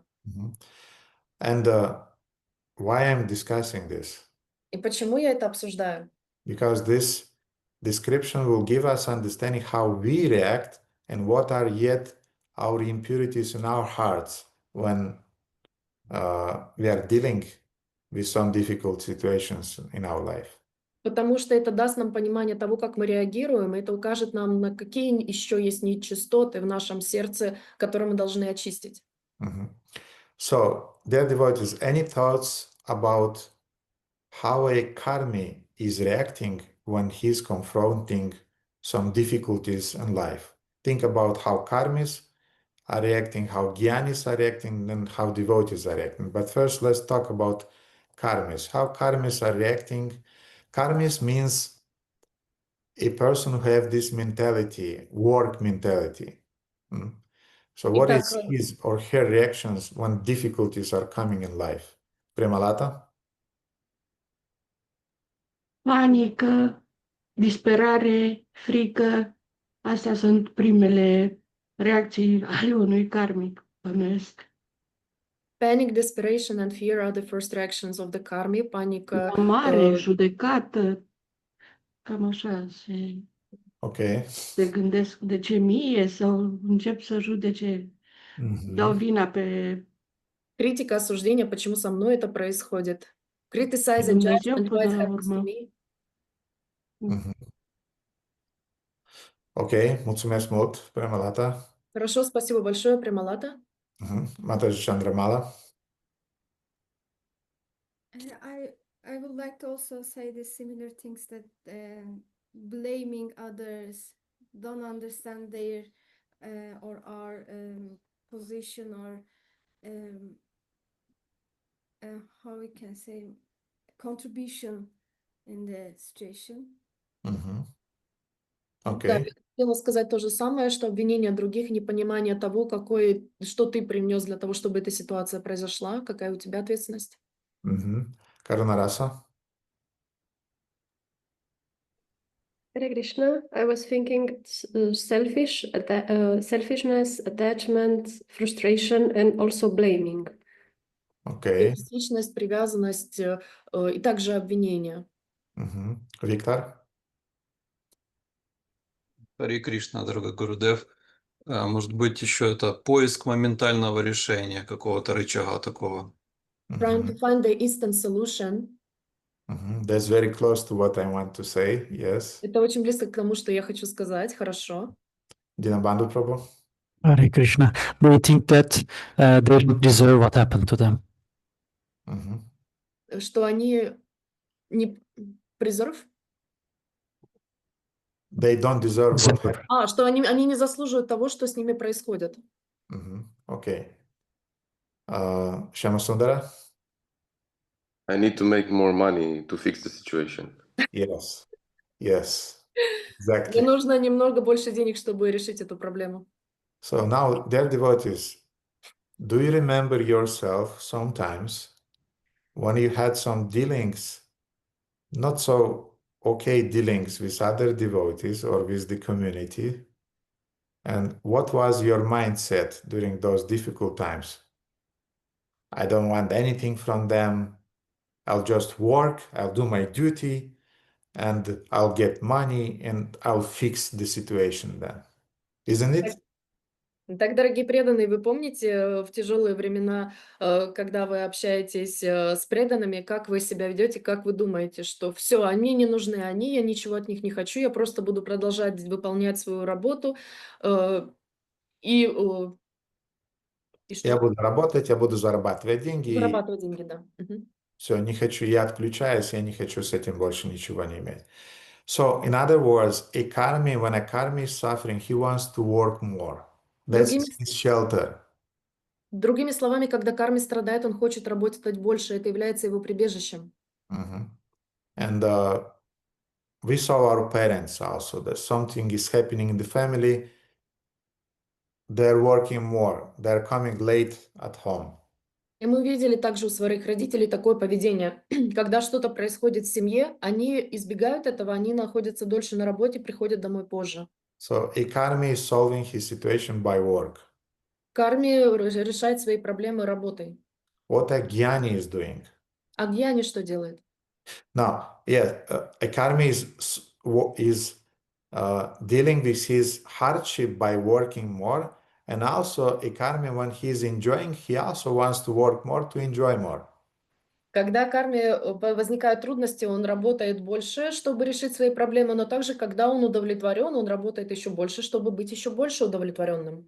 Чтобы еще больше наслаждаться. Now, what a jnani is doing when he is suffering? А что делает гьяни, когда он страдает? Any ideas? Идеи есть у кого-то? Chandramala? So I saw maybe your hand, please. he wants to learn more to understand, analyze. Он хочет узнать больше, прочитать больше, чтобы проанализировать ситуацию. That's a good Gyani. Это хороший гьяни. Okay. Radhakanta. Харе Кришна, может быть, он философски рассуждает о бренности бытия и почему он может ничего не делать. He makes some philosophical conclusions on why he should not do anything about the problem. Yes. Да. Aruna Govinda. Возможно, он абстрагируется от внешнего мира и погружается в глубину и начинает копаться. He becomes introverted and goes away from the social life and try to go deeper into the problem. Shyamasundar. He wants to renounce the world. Он хочет Yes. отречения от мира. So Shyamasundar and Aruna Govinda, you gave exactly the answers which correspond to my understanding of this point. A Gyani, when is confronting some difficulties in life, he wants to retreat. He wants just to break any relationship because relationship is a headache. Да, Шьяма Сундара и Аруна Говинда, вы сказали именно то, как я понимаю эту ситуацию, как ведет себя Гьяни при трудностях, что он хочет отречения от мира, он не хочет иметь больше никаких взаимоотношений, потому что взаимоотношения с людьми приносят тебе головную боль. So that devices, I'm sure that also when sometimes you confronted some difficulties in the Sangha with other devotees, your thought was, I don't want any relationship. I'll just mind my business. I'll worship my deities at home. I'll chant japa. I would get knowledge, as Radhakanta said, and I will solve my situation. Итак, дорогие преданные, бывало ли такое у вас, что когда в санге возникают с преданными какие-то проблемы, вы думаете, что все, теперь я могу просто читать свои круги дома, спокойно поклоняться своим божествам, получать знания, как сказала Радхаканта, и просто отрезать себя от санги. So these are our karma mishra bhakti tendency and jnana mishra bhakti tendencies, how they are manifesting practically. Итак, это как практически наши карма и гьяни тенденции проявляются в этом мире. And when a jnani is enjoying something, what is his reaction? А когда гьяни чем-то наслаждается, какая у него реакция? Zen. Дзен. No reactions. Нет реакции. Anyway, now, what a devotee is doing when he is suffering? А что делает преданный, когда он страдает? So I understood, karma is working. Jnani is retiring. What a devotee is doing when he is suffering? Итак, мы поняли, карми работает, гьяни отрекается, а что делает преданный? What a devotee is doing when he is suffering or when he is enjoying? Что делает преданный, когда он страдает и когда он наслаждается? Premalata? Devotații se roagă. Преданные mai молятся. mult. Devotees are praying, yes. Okay. Karuna Rasa, what else devotees are doing? He's more he enter more deep in his practice in general. Он углубляет свою практику, в общем, духовную. Irina also wrote that they are going to other devotees. Ирина также написала, что они обращаются к другим преданным. Come to devotees. Yes, that's a good one. Да, это хорошее предположение. But just a reminder, dear devotees, don't use the chat during the classes. Но просто еще раз напоминаю вам, пожалуйста, преданные, не используйте чат во время лекции. Okay, Dinabandhu.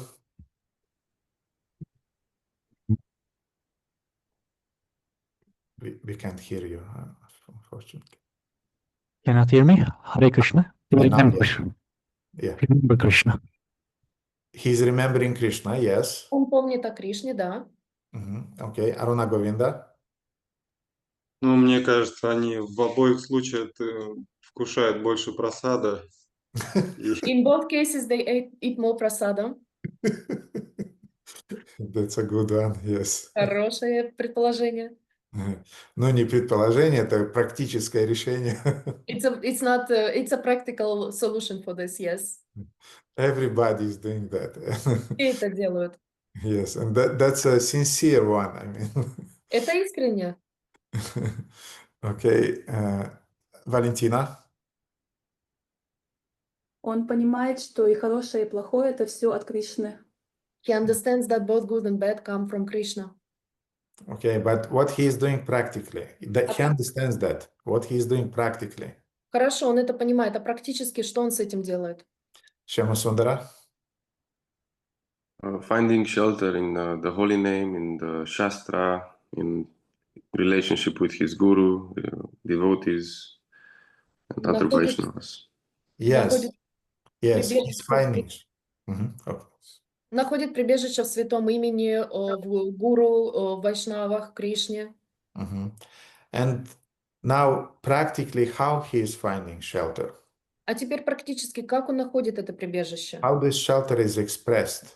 Как выражается это прибежище? Their devotees. This is an important point.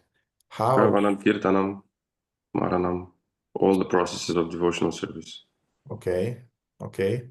Шраванам, Киртанам, Смаранам, все процессы преданного служения. That's absolutely correct. Все это правильно, точно. Maybe some devotees want to add to that something. Может, преданные хотят к этому что-то добавить? Chandramala?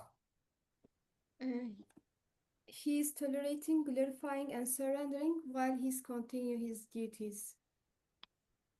Он продолжает выполнять свои обязанности, и при этом He is surrendering. он покоряется, What else you said? Glorifying and славу прославляет, and at the same time he continues his service and sadhana. и в то же время он продолжает свое преданное служение и садану. Yes. So this is what practically a devotee is doing. Это то, что делает практически преданный. Karmi is finding his shelter in work. Карми находит свое прибежище в работе. Jnani is finding his shelter in retreating from work.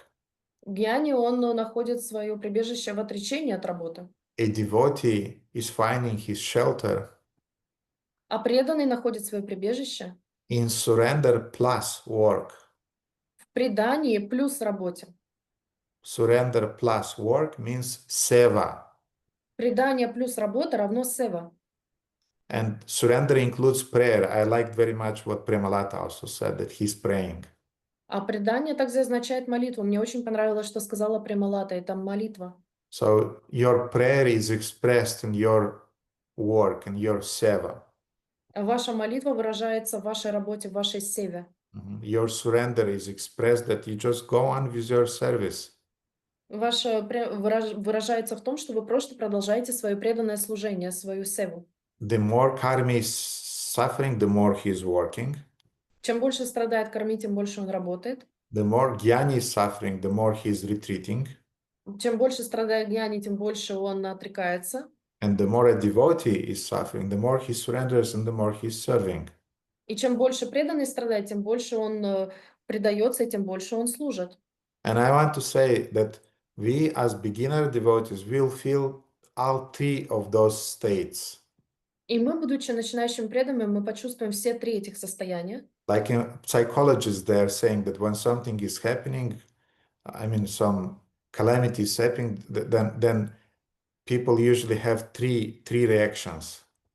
Как говорят психологи, когда происходят какие-то трудности, есть обычно три реакции главных. First one is neglect, yes?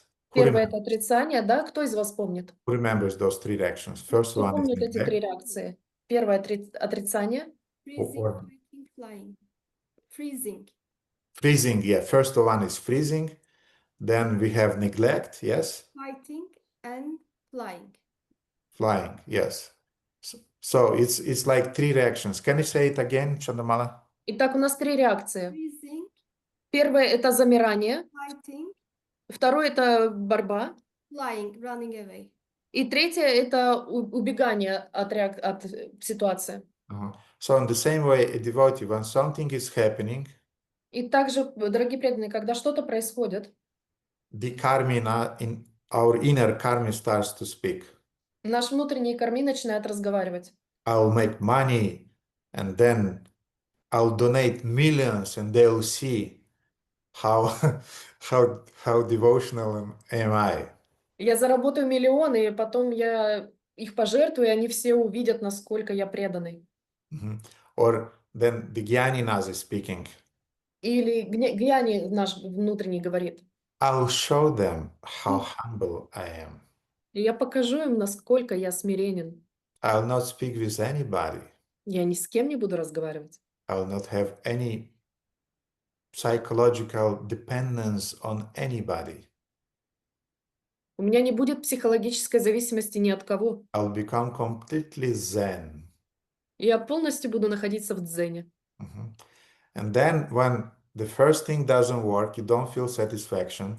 The second thing is also not working, you don't feel satisfaction because you are a devotee. И когда первая вещь не помогает, второе тоже не помогает, потому что вы являетесь преданным. Then you accept real shelter, that Krishna, yes, I am fallen, yes, I am a fool, but as I am, I'm still surrendering to you, and I'm going on with my duties, with my service. И потом вы понимаете, вы принимаете самое последнее прибежище у Кришны. Вы говорите: Кришна, я падший, я дурак, но именно такой, какой я есть, я тебе полностью предаюсь, и вы находите это последнее прибежище как преданный. Na dharma nishtasmi na chatma vedi na bhaktimanstva charana ravindam akinchana na nyakatik sharanyam tvatpada mulam sharanam prapadye. Karunarasa, can you say this verse because you learned it? I want to hear it again. Карунараса, можешь повторить этот стих, потому что ты его выучила, я хочу его еще раз услышать. Actually, I didn't learn it. I just I know it a little bit, and So say it as you know. Na dharma nishtasmi na chatma vedi, na bhaktimans na chat tvacharanavindam vrindam, akinchana na nyakatik akinchanam nagatim sharanyam, tvatpada mulam sharanam sharanam prapadyam. prapadyam. Yes. That's why you have to go back to those verses after 3 weeks, 4 weeks, and then you remember them and they remain for the whole life with you.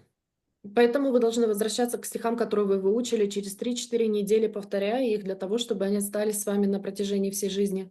So the verse is saying, the King Kulashikara, he is saying, na dharma nishtasmi, I don't know what is dharma. И в этом стихе говорится: я не знаю, что такое дхарма. I don't know what means integrity, what means loyalty and chastity. Я не знаю, что такое целостность, верность и нет, не преданность, верность And good behavior. и хорошее поведение. Na chatma vedi, I don't know what is the atma tattva, the knowledge of soul. Я не знаю, что такое атма-татва, наука о душе. Na bhakti manstvash, na dharma nishtasmi na chatma vedi, na bhakti manstvash charana ravina. I even don't have devotion to your lotus feet. У меня даже нет преданности твоим лотосным стопам. But akinchana, I'm akinchana, I don't have anything. Nothing belongs to me. Но я окинченном, ничего мне не принадлежит. But as sinful as I am, I still surrender to your lotus feet. И греховный, каким я являюсь, я все равно покоряюсь твоим лотосным стопам. So when whole of your life, the next 20 years, 30 years, 40 years, may you live 100 years.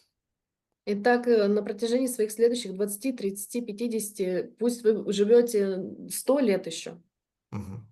If all the times when you are confronting some difficulties in your devotional service, in the relationship with other devotees, in your material life, И если трудности, с которыми вы сталкиваетесь в жизни, в общении с преданными или в повседневной жизни, you stick to your vow of integrity as a devotee.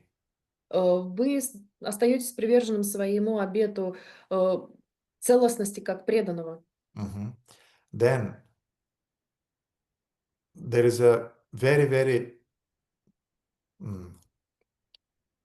more probability that at the end of the life you'll do the same thing. Тогда очень велика вероятность, что в конце своей жизни вы сделаете то же самое. And it's not just a probability that, but certainly a devotee will do the same thing. Это невероятность, это наверняка, что преданный сделает это в конце жизни. And he'll surrender. И он предастся. And this surrender will be expressed externally И это предание будет выражаться вовне, in a prayer, в молитве. exactly as Bhishmadeva is doing in his last prayers that he's offering in this chapter. Точно так же, как Бхишмадева, который предлагает свои последние молитвы в этой главе. Especially the 1:9:39. Особенно 1.9.39. Bhishmadeva is saying, Бхишмадева говорит, at the moment of death, пусть в момент смерти, so which means now at the moment of my death, что означает сейчас, в момент моей смерти, let my ultimate attraction be to Sri Krishna, the personality of Godhead. меня привлекает только Шри Кришна, личность Бога.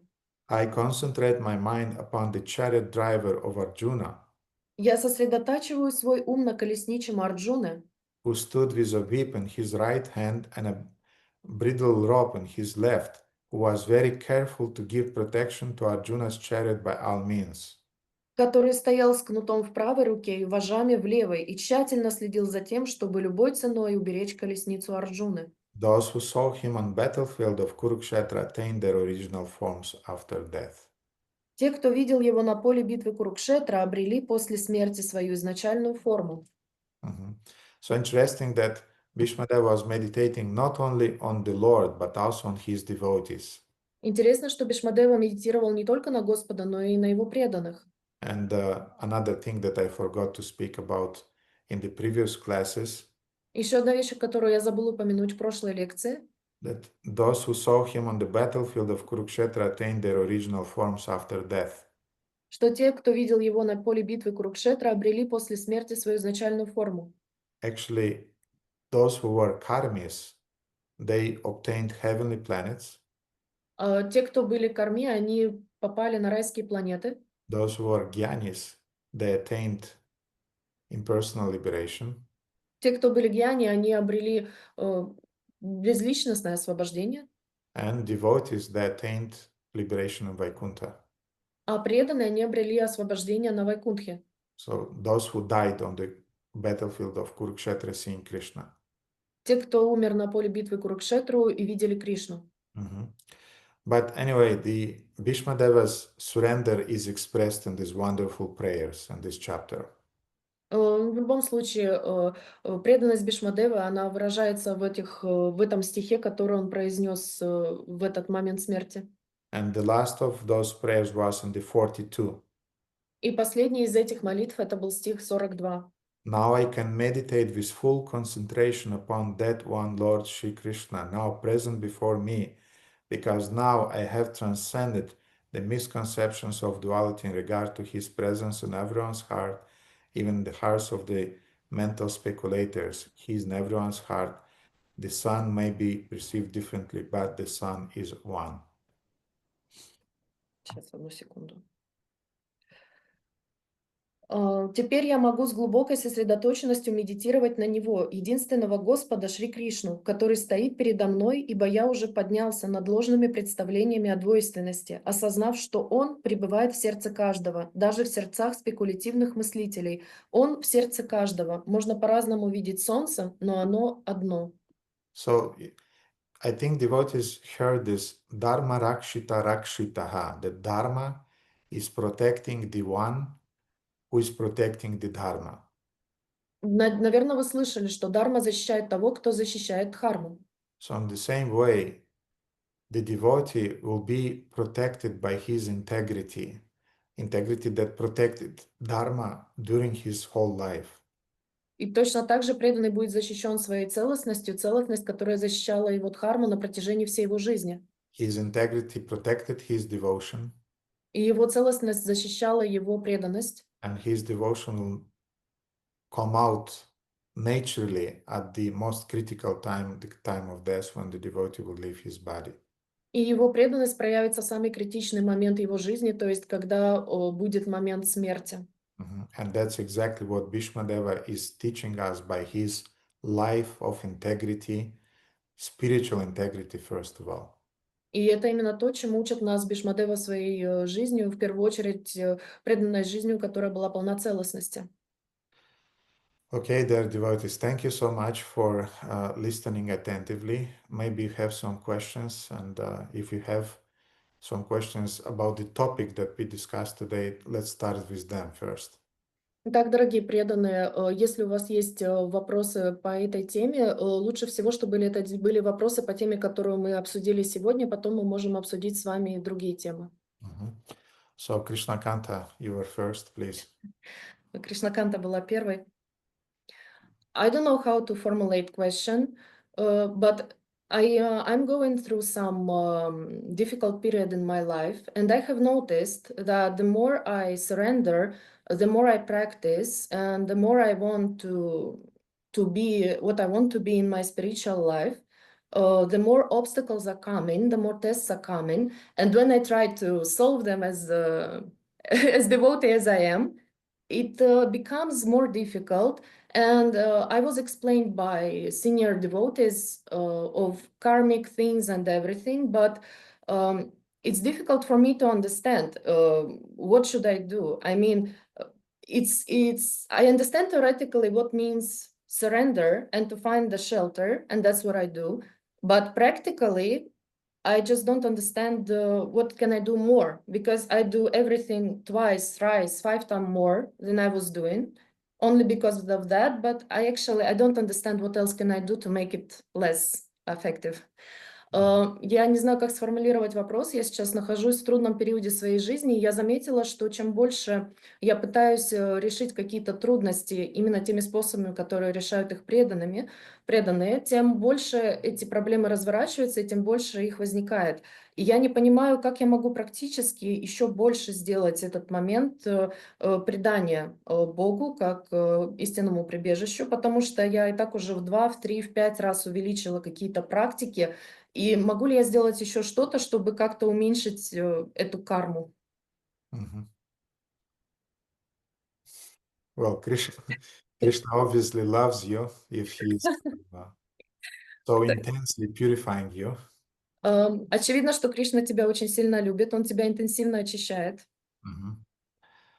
But you should understand your situation from a little bit another perspective. Но ты должна видеть свою ситуацию немного с другой перспективы. From the perspective of how Krishna is seeing your situation.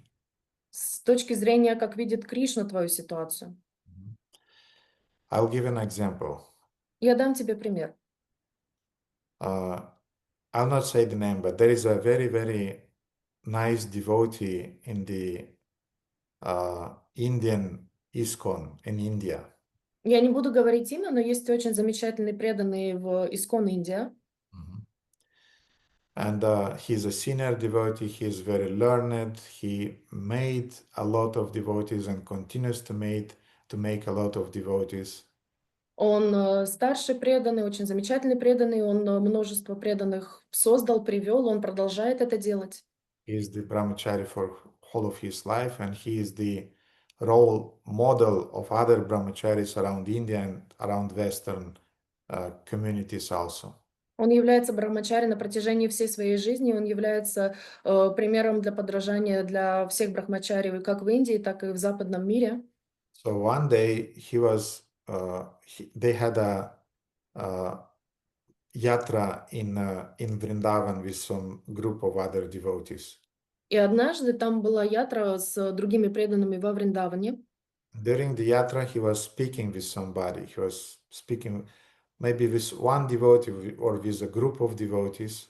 Он говорил либо с одним преданным, или с группой преданных. And at some point, other devotee, he ran towards him and pushed him very, very heavily. И в какой-то момент другой преданный подбежал им и очень сильно его толкнул. And that senior devotee, brahmachari, he felt, and he had some bruises, and he was completely perplexed. What's happening? И этот старший преданный, он упал, у него было много синяков на теле, и он был в смятении, что происходит. And then he saw how a cow was running and ran nearby him and ran away. И потом он увидел, что корова бежала прямо на него, и когда он упал, она пробежала мимо и продолжала бежать. And the devotee who pushed him immediately helped him to rise up. И преданный, который его толкнул, тут же помог ему подняться. And then, almost crying, he was paying his obeisances and he said, Prabhu, please excuse me for pushing you like that. И потом этот преданный в слезах кланялся ему и сказал: «Прабху, пожалуйста, извините, что я так поступил, толкнул вас». And now when that brahmachari understood what's happening, he was very grateful actually to that devotee who pushed him. И потом, когда этот брахмачари понял, что с ним что произошло, он на самом деле был очень благодарен этому преданному. But the first reaction was bewilderment Но первоначальная реакция была смущение and pain. Why he is doing this to me? I don't deserve this attitude. и боль. Почему он со мной так поступает? Я такого не заслуживаю. So in the same way, sometimes Krishna is pushing us just to save us from the angry bull of our karma who is running toward us, crashing us completely. И точно так же Кришна иногда спасает нас от разъяренного быка кармы, которая несется прямо на нас. Mhm. But in the moment we don't understand why I'm pushed and why I have these bruises and I'm suffering like this, because I'm surrendering to you more and you are giving me more and more bruises. Но в этот момент, когда мы падаем, у нас есть синяки, мы не понимаем, почему ты продолжаешь наносить мне больше и больше синяков, я тебе все больше и больше предаюсь. So usually you understand what's happening in a perspective after some time. И обычно ты осознаешь, что происходит в перспективе через какое-то время. But in the moment, you don't understand. Но в моменте ты действительно не можешь понять, что происходит. So I'm sure after some time you'll understand why those chain of difficulties that you are confronting now, Krishna Kanta, why they happened, what Krishna wanted to protect you from.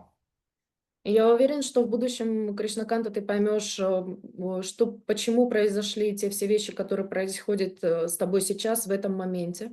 Mhm.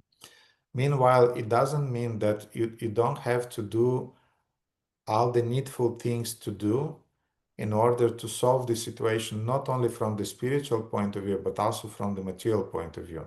Но тем временем это не означает, что ты не должна решать эту проблему, которая появилась у тебя как с духовной точки зрения, но также и с материальной точки зрения, делать все от тебя зависящее, чтобы это решить. Mhm.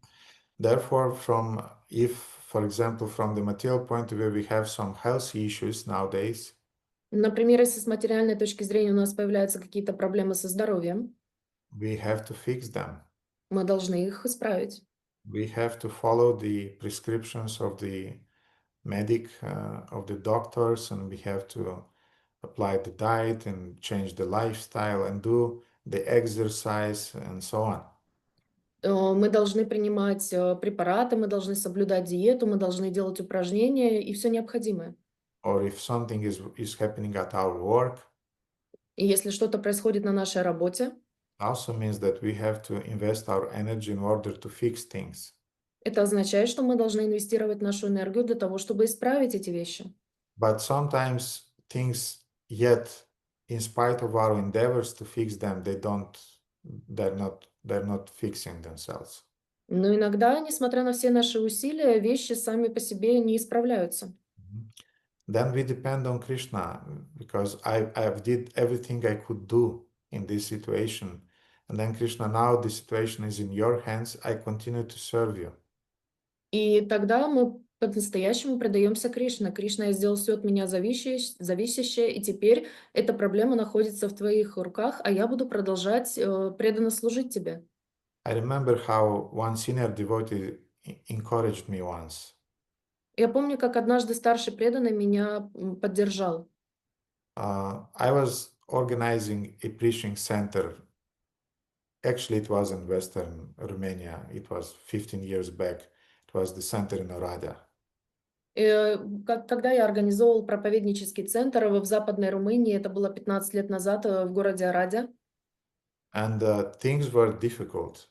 И было по-настоящему трудно. And we were working hard with Guru Mata in order to push that center. Мы очень много старались, гурматы, для того, чтобы продвинуть этот центр, but not so many devotees joined. но не так много преданных присоединилось.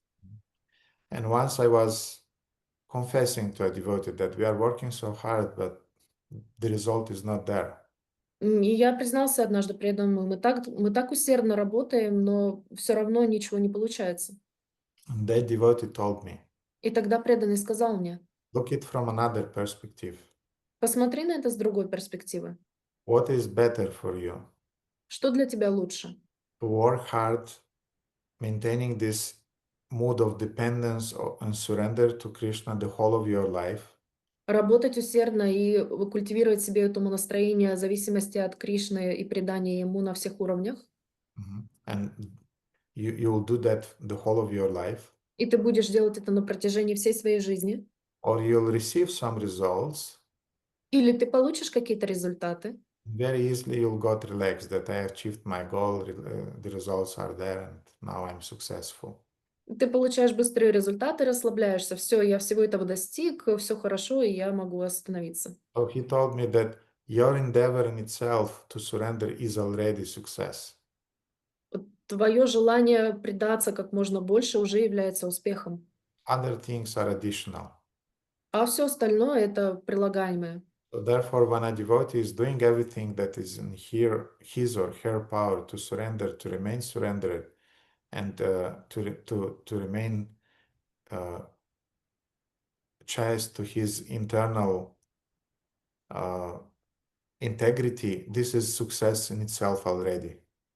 Поэтому, когда преданный делает все от него зависящее для того, чтобы решить определенные ситуации и остается при этом верным своим внутренним принципам и своим стремлениям, это является настоящим успехом.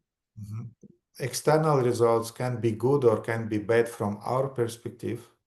Внешние результаты могут быть удовлетворительными или неудовлетворительными с нашей точки зрения.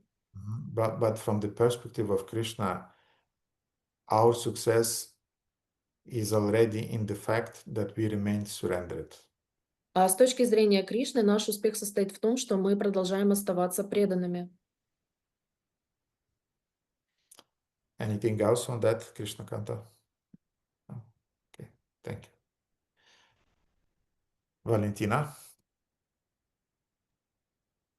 Харе Кришна, дорогие преданные, примите, пожалуйста, Харе Кришна, дорогой Гурудев, примите, пожалуйста, мои смиренные поклоны. Вся слава Шри Прабхупаде, Парам Гурудеву. У меня такой вопрос. Быть подобно губке. Здесь вроде как вопросов у меня не осталось, то есть мы общаемся с преданными, мы слушаем, впитываем, а быть камнем в общении с материалистичными людьми, здесь у меня вопрос, это как проявляется на практике, то есть я, наверное, не делюсь сокровенным с такими людьми, не открываю свое сердце им, или что-то есть, может быть, еще. Спасибо. I understood the principle of being a sponge when we are with nice people around us, but what does it mean to be like a stone? Because for me, it means practically to not say the intimate thing, confidential ones, to not open my heart, but maybe there is something else, like a practical aspect of it. Yes, every material example has some fault. Да, каждый материальный предмет, у него есть... Каждый материальный пример. Пример, у него есть недостаток. And some limitations. И ограничения. So in this example with the stone, obviously there are some limitations. И в этом примере с камнем, само собой, есть определенные ограничения. Because to be a stone with the karmis or with the materialistic people doesn't mean to remain completely cold. Это не означает, что когда мы являемся камнем с материалистичными людьми или непреданными, то мы просто остаемся неподвижными, холодными. It means that we don't imbibe their values of life. Это означает, что мы не впитываем в себя принципы их жизни, ценности. Their tendency to exploit and to enjoy and to control. Их тенденция эксплуатировать, контролировать и наслаждаться. That we don't imbibe. We remain like a stone. Это мы в себя не впитываем, мы остаемся камнем. But sometimes they are saying good things. Но иногда они говорят хорошие вещи. And we can extract that, we can use that. И мы можем это извлечь, мы можем это использовать. So in a mood of a disciple, we can learn from anybody. И в умонастроении ученика мы можем учиться у кого угодно. And in our social interactions, we have to interact with them as a gentleman. И в нашем социальном взаимодействии мы должны с ними взаимодействовать как джентльмены. And we have to be warm, we have to be kind, we have to be compassionate. Мы должны быть мягкими, сострадательными, понимающими. We have to manifest gentle behavior and honorable behavior. Мы должны проявлять достойный мягкий характер. And this in itself will attract people to us and to Krishna consciousness. И это само по себе будет привлекать к нам людей и привлекать людей в сознание Кришны. But when it comes to their values, I mean their faith, their desire to exploit, to enjoy, to control, we remain cold. Но когда дело касается их ценностей, внутренних, их стремлений и желания эксплуатировать, контролировать и наслаждаться, тогда мы становимся отстраненными. Otherwise, on a human level, we interact with them and we are very kind. И иначе, не касаясь этого, мы остаемся на человеческом уровне, проявляем с ними общение очень мягкое и дружелюбное. We have to be good neighbors, we have to be good colleagues at work. Мы должны быть хорошими соседями, хорошими коллегами по работе. And the more we are behaving nicely, the more they will trust us. И чем более мы будем приятно себя с ними вести, тем больше они будут нам доверять. And the more they will trust us, the more they will ask us. И чем больше они нам будут доверять, тем больше они будут у нас спрашивать. And then we'll be able to share our knowledge and our values to them, and they'll benefit in that way. И тогда мы сможем поделиться с ними нашими знаниями, нашими ценностями, и они от этого получат огромное благо. Therefore, asat sanga tyaga, or to not associate with materialists, doesn't mean to not interact with them. Итак, асатсанга тьяга или не общаться с материалистами не означает, что мы с ними вообще не взаимодействуем. It means we interact with them kindly on a human level. Это означает, что мы с ними взаимодействуем мягко на человеческом уровне. But we don't imbibe their inner faith values. Но мы не принимаем в себя их внутренние ценности и устои. And их веру также. But when they will be ready, we will be glad to share our Krishna consciousness with them. Но когда они будут готовы достаточно, то мы сможем поделиться с ними сознанием Кришны. Валентина, что-то еще по этому поводу? Нет, спасибо. Все хорошо ответили. Просто быть человеком. Для меня вот так подчеркнуть нужно. Спасибо большое. И все учителя. Харе Кришна. Okay. Shadbhuja Mataji, happy to see you. Харе Кришна. Krishna. Пожалуйста, примите мои смиренные поклоны. Вся слава Шриле Прабхупаде, вся слава Гуру Махараджу, вся слава вам и всем собравшимся преданным. Очень рада вас видеть. У меня вопрос возник. Вы сказали, что когда мужчина или муж или жена на работе относятся к своим коллегам жестко, если муж относится жестко, то его жена страдает, а если жена жестко, то ее муж страдает.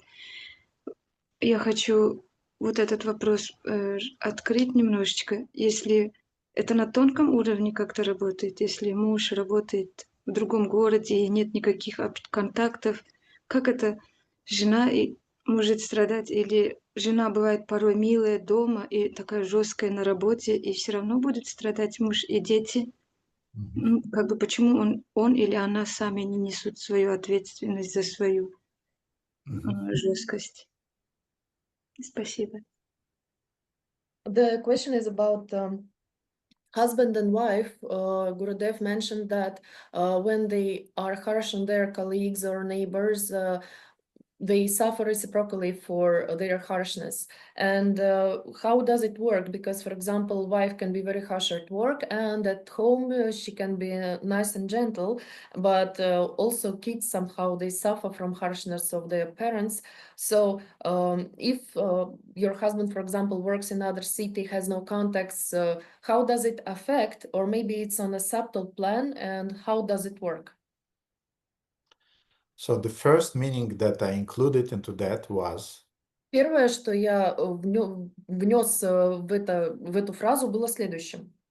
that if you are harsh and you break relationship on your work И если ты груб в своих взаимоотношениях на работе, and you break the relationships, и ты прекращаешь отношения, or you misbehave somehow, или ты неправильно себя ведешь по отношению к кому-то, you'll lose your job. ты потеряешь свою работу. As a result, you'll not have income, your wife and your kids will suffer. И таким образом у тебя не будет дохода, и твоя жена и дети пострадают. The same thing with a wife. If she is harsh and she is doing something wrong at your work, it will lead to the same thing that she will lose the job. То же самое с женой. Если она будет груба на работе с коллегами, она может просто потерять свою работу и свой доход. And again, the whole family will suffer. И опять же, вся семья будет страдать. This is the gross level. Это грубый материальный уровень. Now we have the subtle level. А теперь у нас есть тонкий уровень. If you misbehave with your colleagues, Если ты неправильно ведешь себя по отношению к своим коллегам на работе, you accumulate stress. ты накапливаешь стресс. This stress will anyway, somehow or other, will be expressed in your family. И этот стресс тем или иным путем будет выражаться в твоей семье в взаимоотношениях. It will fall on the heads of your family members. И пойдет на головы членов твоей семьи. So it's a direct connection, gross connection and subtle connection. То есть прямая взаимосвязь, как тонкая, так и грубая. But if you follow the principles of Dharma and you are gentle in your behavior and you, like, there is a wonderful book that I'm reading now. Но если ты мягок в своем характере и поведении, есть замечательная книга, которую я читаю сейчас. It's called Working with the Enemies. Называется «Работать с врагами». Just a second, I'll see the exact. It's on my another.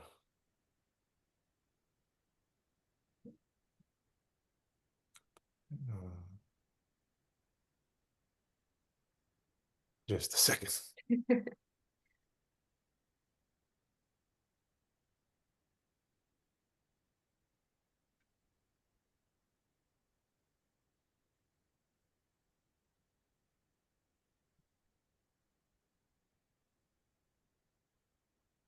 Yes, collaborating with the enemy.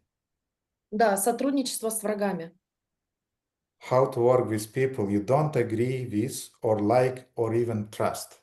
Как работать с людьми, которые тебе не нравятся, ты им не доверяешь или которые являются твоими врагами?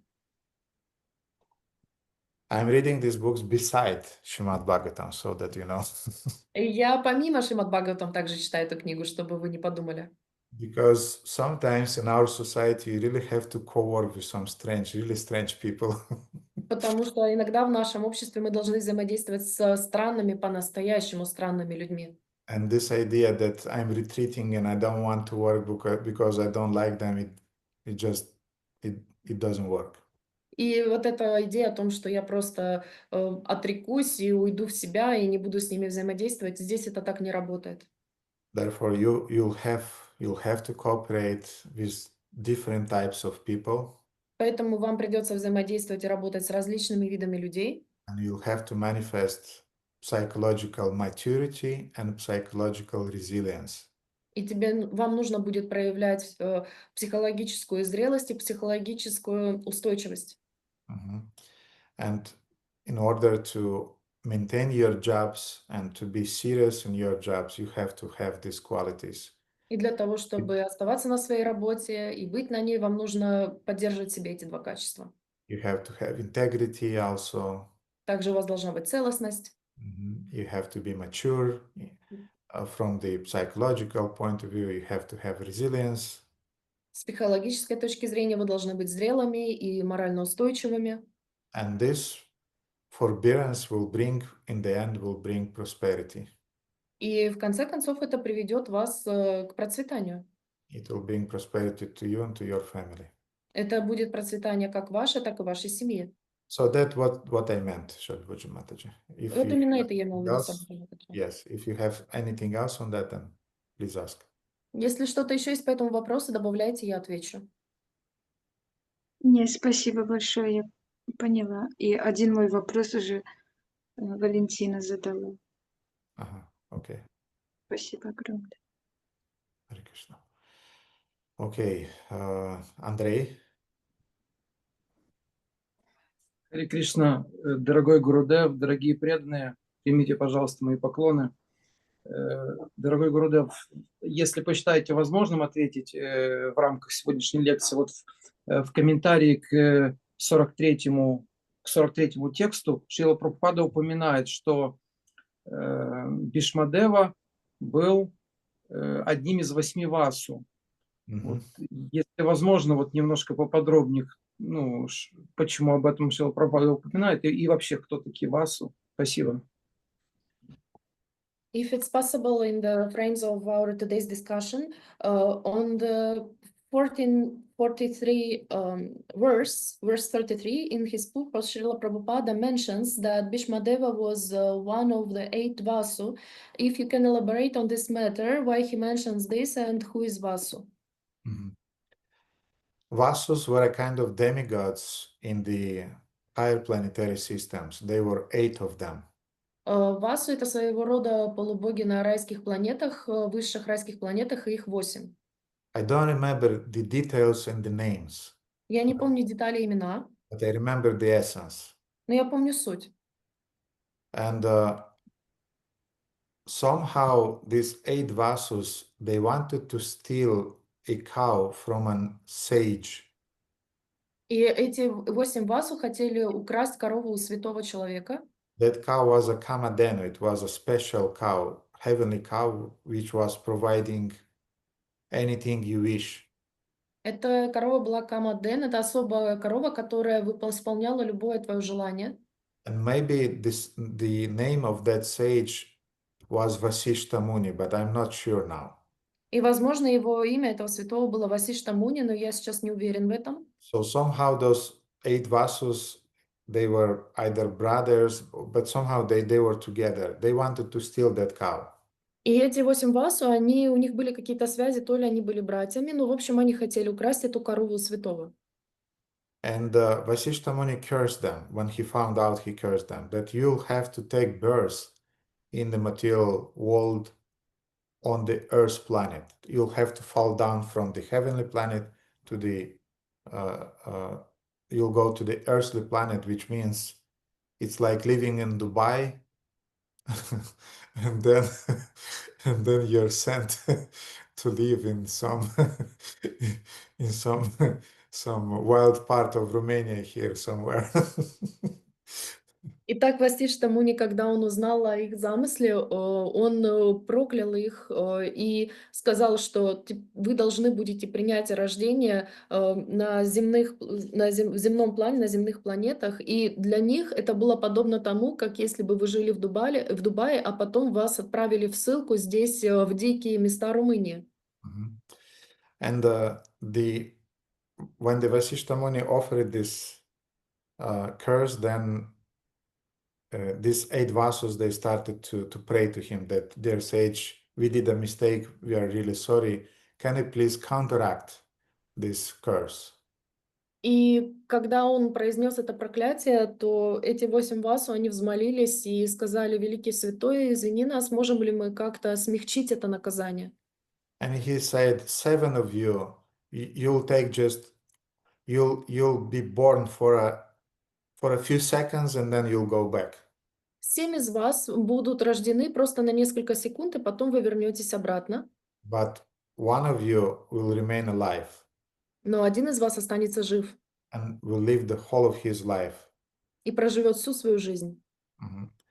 So that one of them was Bhishmadeva, И этим кем-то одним из них был Бхишмадева, because actually he stole the cow. потому что это на самом деле был он, кто украл эту корову. And others, they were born for a few seconds as the sons of Ganga Devi. А другие, 7 из них, были рождены всего на несколько секунд, как сыновья Ганга-деви. And his mother, the mother of Bhishmadeva, was Ganga herself. И матерью Бхишмадевы была сама Ганга. And it's a whole story. I mean, when she had a relationship with Shantanu, the father of Bhishmadeva. Когда это целая история, когда у нее были взаимоотношения с Шантану, это отец Бхишмадевы. Before starting their marriage, she told him Перед началом их заключения брака она ему сказала: that we'll have some sons, у нас будут несколько сыновей, and promise me that I have the right to do anything I want with them.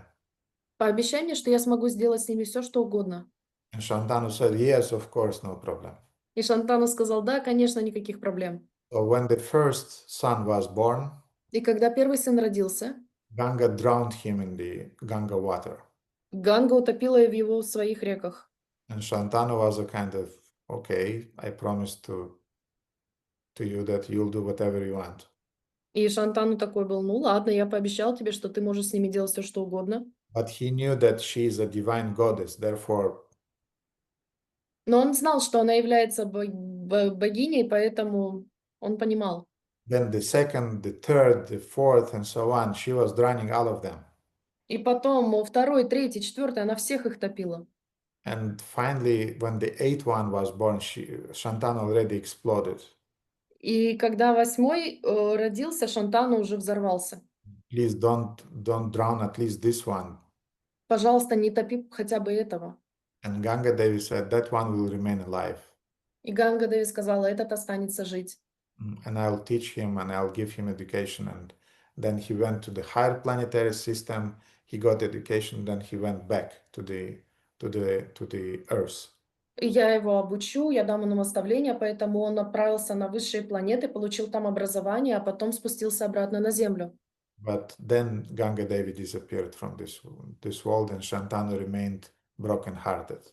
Но потом Ганга Деви покинула этот мир, и Шантану был с разбитым сердцем. And then Shantanu met Satyavati, and you know the story I told you already. И потом Шантану встретил Сатьявати, я вам уже рассказала эту историю. So therefore, this is the prehistory of Bhishmadeva from his previous life. Поэтому это предыстория Бхишмадевы из его прошлых жизней. That he was one of those 8 Vasus. Что он был одним из тех 8 Васу. And one interesting detail is also that when Bhishmadeva was lying on the bed of arrows, Еще одна интересная деталь, что когда Бхишмадева лежал на ложе из стрел, that sage, again, maybe I'm wrong that his name is Vasishta Muni, but that sage, he came to see him at the deathbed. И, возможно, я ошибаюсь в имени Васишта Дева Муни, но он пришел к нему видеть его на смертном одре.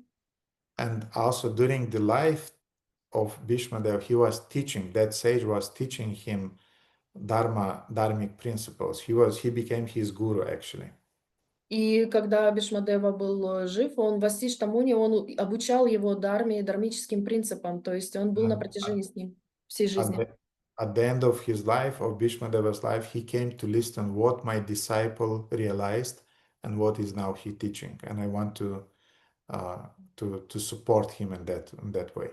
И в конце его жизни он пришел к нему, и он хотел услышать, чему научился его ученик, что он от него понял, и какие знания он будет давать в конце своей жизни.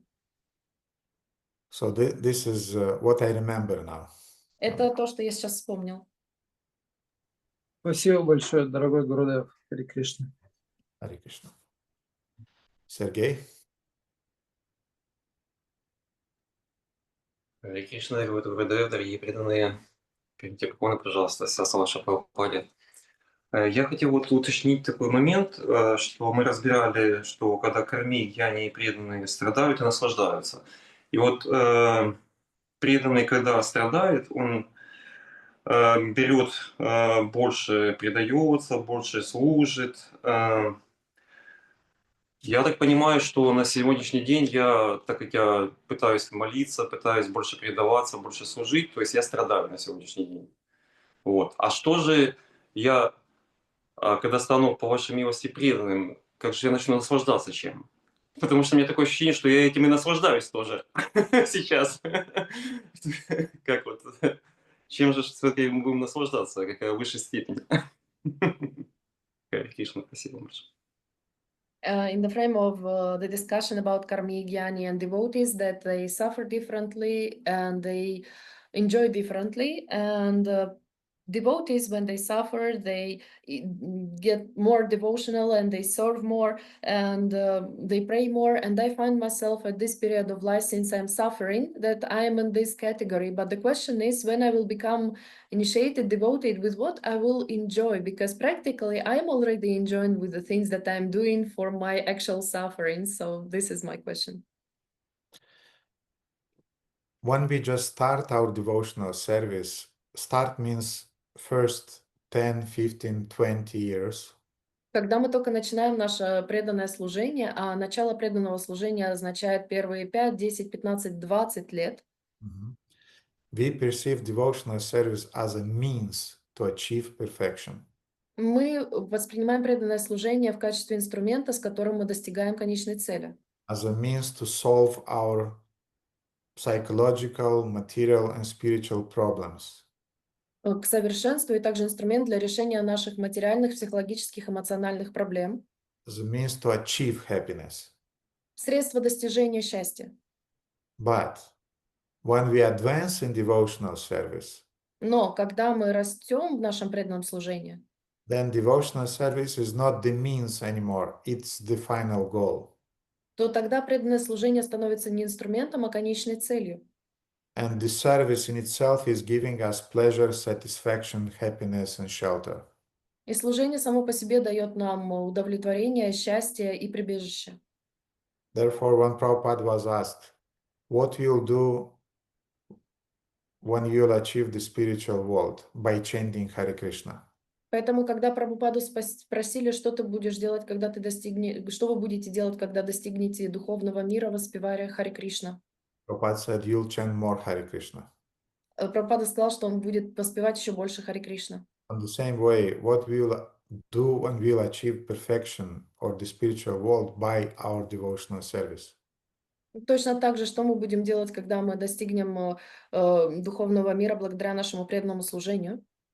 We'll do devotional service. Мы будем выполнять преданное служение. Because it will become already it will not be the means anymore, it will be the goal in itself.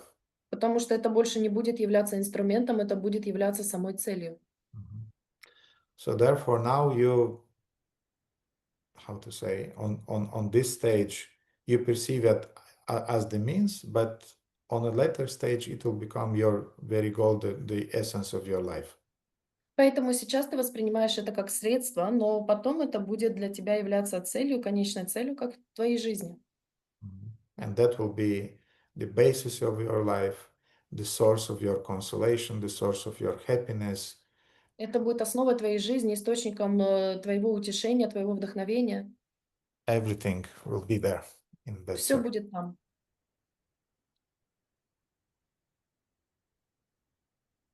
Hare Krishna, Sergey. Okay, Chandramala, I remember you had some questions from previous classes, yes? Hare Krishna Gurudev.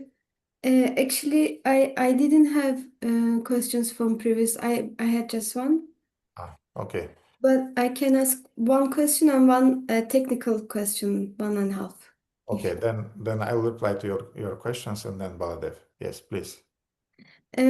One quick question is that would you please elaborate your technique for memorizing the verses, because I am kind of suffering in this topic. I memorize, but I forgot easily. What is the technique for keep it that you mentioned in the class? Would you please share it? Можете ли вы поделиться техникой запоминания стихов, потому что мне тяжело дается запоминание стихов, и вы упоминали об этом сегодня. Могли бы вы этим поделиться? First of all, memorize those verses that really touch you. В первую очередь нужно запоминать стихи, которые по-настоящему трогают вашу душу. verses that are inspiring to you. Стихи, которые вас вдохновляют. Write them down. Запишите их. You can write them either on some piece of paper, Вы можете их на кусочки бумаги записать. or that was my old system. Now I'm doing it in my phone. Это была моя старая система, а теперь я записываю в телефоне. I can show you actually. И я вам даже покажу. Mhm.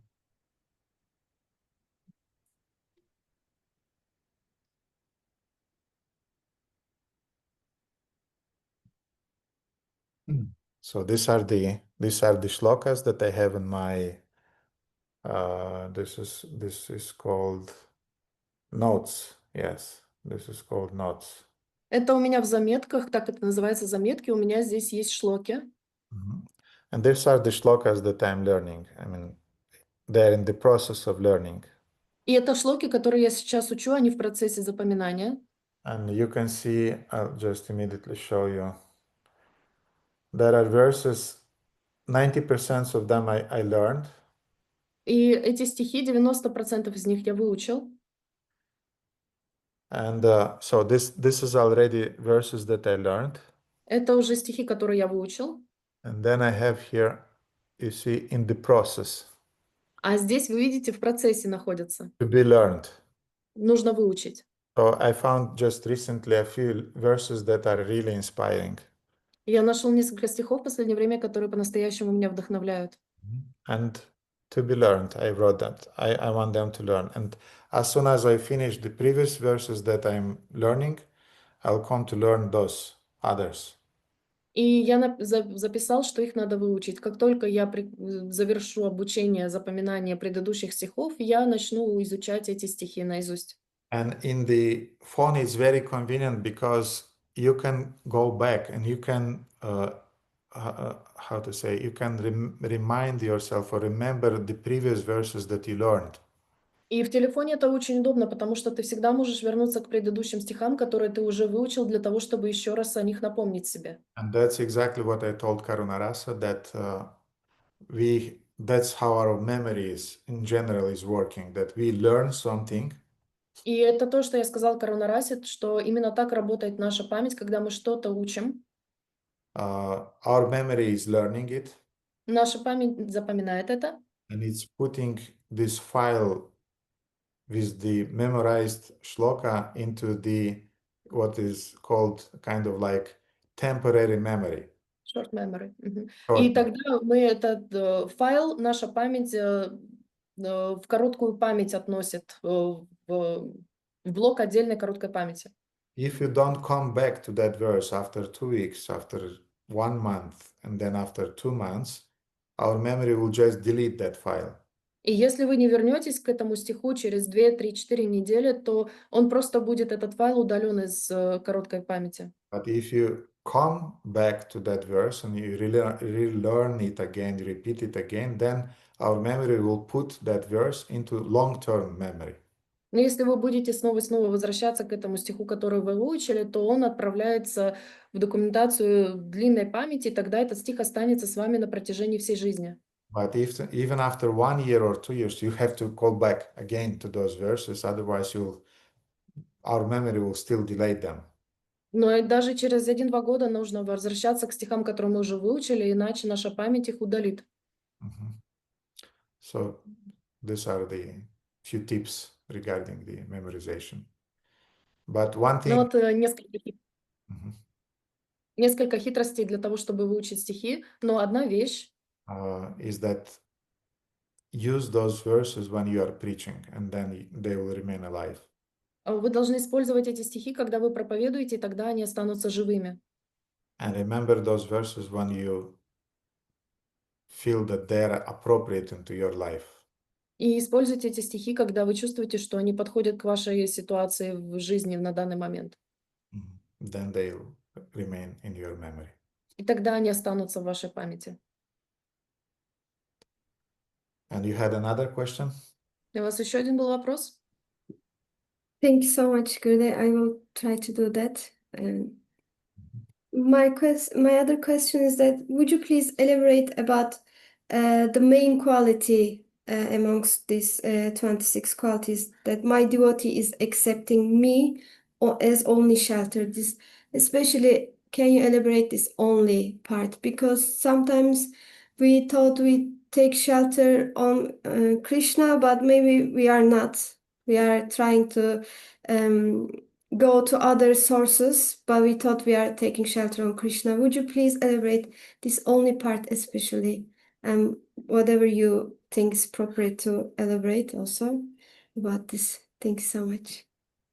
И второй вопрос по поводу самого главного из 26 качеств Вайшнава, о том, что он всегда находит во мне свое единственное прибежище. Не могли бы вы уточнить по поводу единственного прибежища, потому что мы иногда думаем, как преданные, что мы принимаем прибежище только у Кришны, но на самом деле это не всегда так, и мы принимаем прибежище у Вайшнава, гуру. Не могли бы вы сказать несколько слов об этом, то, что вы посчитаете нужным, особенно про слово «единственное»? So first of all, Krishna Ekasharna, or me in this verse, means Krishna, the spiritual master, the devotees. Я в этом стихе означает Кришна, духовный учитель и преданный. Оно в себя это включает все. And then another thing is explained by Bhaktivinoda Thakur and Jayavadharma. И другой момент объяснен Бхактивинода Такуром в Jayavadharma. Джайвадарме. And he's saying that accepting shelter only of Krishna means И он говорит, что принимать прибежище только у Кришны означает, that you depend only on him in your life, not on demigods, что ты зависишь только от него в своей жизни, не от полубогов, not on stars, не от звезд, not on the forefathers, не от предков, not on some spirits or ghosts. не от духов или привидений. You're not performing some yagyas to counteract your karma. Ты не производишь определенные яги, чтобы уравновесить свою карму. You don't wear some rings with mystical stones on your fingers to counteract the influence of the stars. Ты не носишь на своих пальцах кольца с определенными камнями для того, чтобы противостоять планетарному влиянию. You don't wear some kavachas with ashes, mystic vibhutis from different yagyas. И ты не носишь на себе кавачи с пеплом со священных мест и яги, проведенных там. You can have some kavachas. This is actually the gift from Baladev. Baladev and Navanari, they bought me this in Mayapur. It's a kavacha from Mayapur Gurukula, and it contains the Nrisimha mantra, which I'm using when worshipping the deities in order to avoid any possible offenses or inattentions. И вы можете носить кавачу, например, это кавача, подаренная мне Баладевом и Наванари, которую они мне подарили в Майяпуре. Это кавача из Гурукулы, и она содержит в себе Нарисимха кавачу, которую я использую, когда я поклоняюсь божествам, для того, чтобы избежать любых оскорблений, которые я могу нанести во время поклонения божествам. So this kavacha I need in order to better serve Krishna is in the same track, let's say. И я использую эту кавачу для того, чтобы лучше служить Кришне. Она находится все на том же пути, так скажем. But sometimes devotees, they're worshipping Ganesha, they're worshipping Durga, they're worshipping, I don't know, different gods, demigods. Но иногда преданные поклоняются Ганеше, Дурге, другим полубогам. And in that sense, their devotional integrity is compromised. И таким образом их духовная целостность скомпрометирована. Therefore, Krishna is saying, just depend on me. Итак, поэтому Кришна говорит, просто завись от меня. Because I'm empowering those demigods. Потому что я наделяю силой этих полубогов. You can touch your hand like that, your ear like that. Ты можешь дотронуться до своего уха вот так. Or you can try, to go around. Или ты можешь попытаться через всю голову провернуть это действие. And when I was younger, I could do it. Когда я был моложе, я мог это сделать. No, I can't. А теперь не могу. So therefore, why don't you receive the mercy straight from the source of the strength, from the Lord Himself? И тогда почему бы вам не просить благословения напрямую из источника, который дает эти благословения? I remember when I visited once Konark. Я помню, что однажды я посетил Konark is nearby Jagannath Puri, Онар, который находится рядом с Джаганнат-Пури, and there is the famous temple of Suryadev. и там знаменитый храм Сурья-Дева. And near that touristic place, temple of Suryadev, there is a smaller temple. И рядом с этим туристическим местом храма Сурья-Девы есть поменьше храм. It's a place where they are worshipping Navagrahas, or 9 planets. Это место, где они поклоняются Наваграхас или 9 планетам. And I was confused when I saw that the Pujari is offering to those 9 planets, is offering tulasi leaves. И я был удивлен увидеть, что Пуджари предлагает этим 9 планетам листе туласи. And people were coming, they were worshipping, and usually people they are worshipping the planets with the idea to get some blessings, to reduce their karma, and to get some benefits and material prosperity. И люди приходили, поклонялись. Обычно люди поклоняются планетам для того, чтобы уменьшить влияние кармы, получить определенные благословения или материальные, исполнение материальных желаний. And I was confused, why are you offering Tulasi Manjari to those planets? И я был в смятении, почему вы предлагаете Туласи Манджари этим планетам? Because we are taught that Tulasi is offered only to Vishnu, Vishnu Bhakti Pradadevi. Потому что нас учат, что Туласи предлагается только Вишну, Вишну Прададеви. Or to Krishna. Или Кришне. And I dared to ask the head Pujari. И я дерзнул спросить главного Пуджари. And he was a kind of like, he was looking at me and said, hey, Baba, you don't know the Shastras? И он посмотрел на меня так, и, Баба, ты Шастра не знаешь? He said that these common people, they perceive these planets as something separated from the Lord. Эти обычные люди воспринимают эти планеты как что-то отдельное от Бога. But our devotees' understanding is that these planets actually, they're the expansions of Lord Vishnu. Но наши преданные понимают, что это на самом деле экспансия Вишну.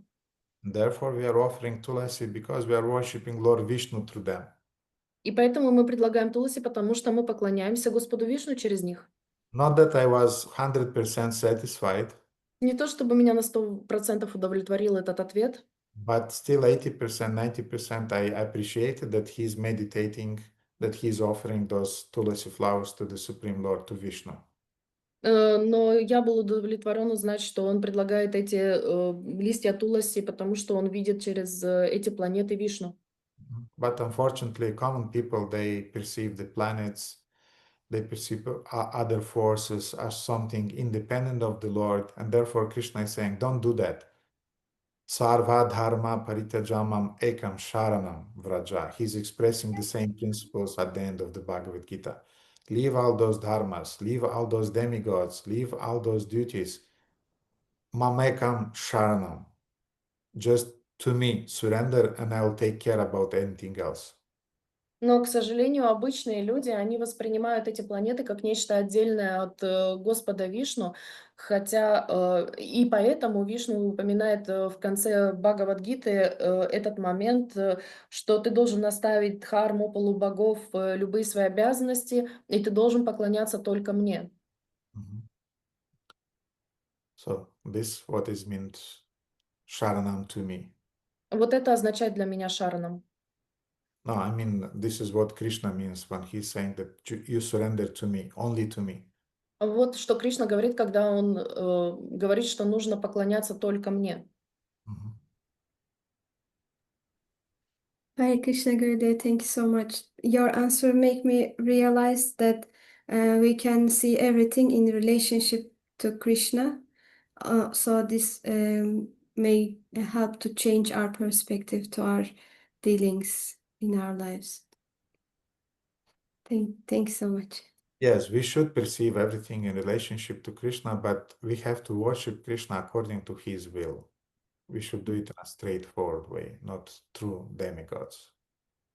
Да, мы должны воспринимать все, что происходит в нашей жизни, и все, что мы видим, как проявление Кришны, но при этом мы должны поклоняться Ему в соответствии с Его волей, а именно поклоняться Ему напрямую, не поклоняясь полубогам.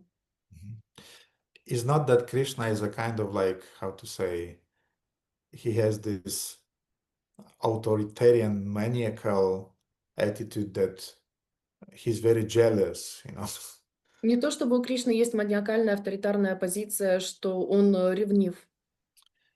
He's not jealous because Он he не ревнив, created the demigods. потому что он создал этих полубогов. But he knows that if you are worshipping demigods, you can be very easily diverted by different material desires. Но он знает, что если ты будешь поклоняться полубогам, ты можешь очень легко сойти с пути в сторону материальных желаний.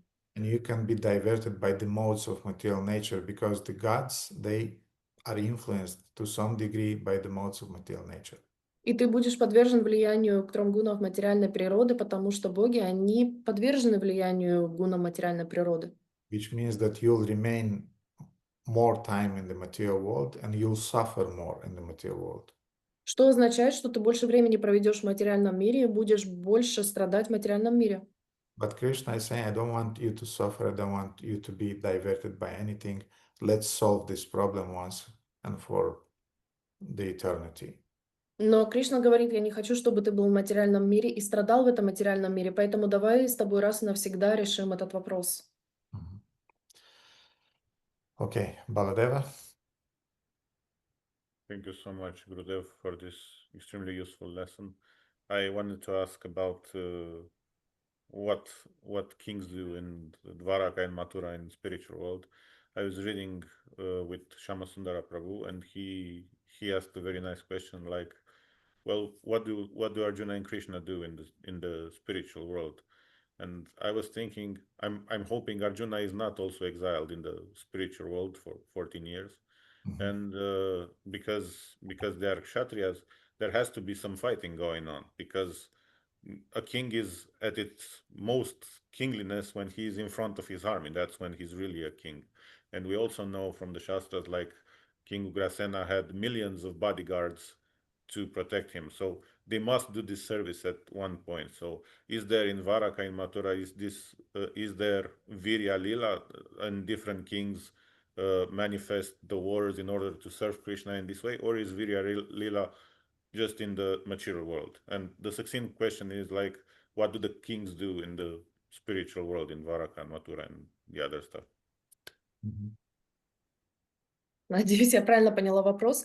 Вопрос про духовный мир и про то, есть ли Вира Лила в Двараке и в Мадхуре, или если она проявляется только в материальном мире, потому что кшатри, которые являются царями, они больше всего и лучше всего проявляются в том качестве, когда они находятся в битве, когда они выполняют эту свою дарму. Плюс в этом духовном мире находился и Арджуна, и Прабху надеется, что он не был также изгнан на 13 лет там.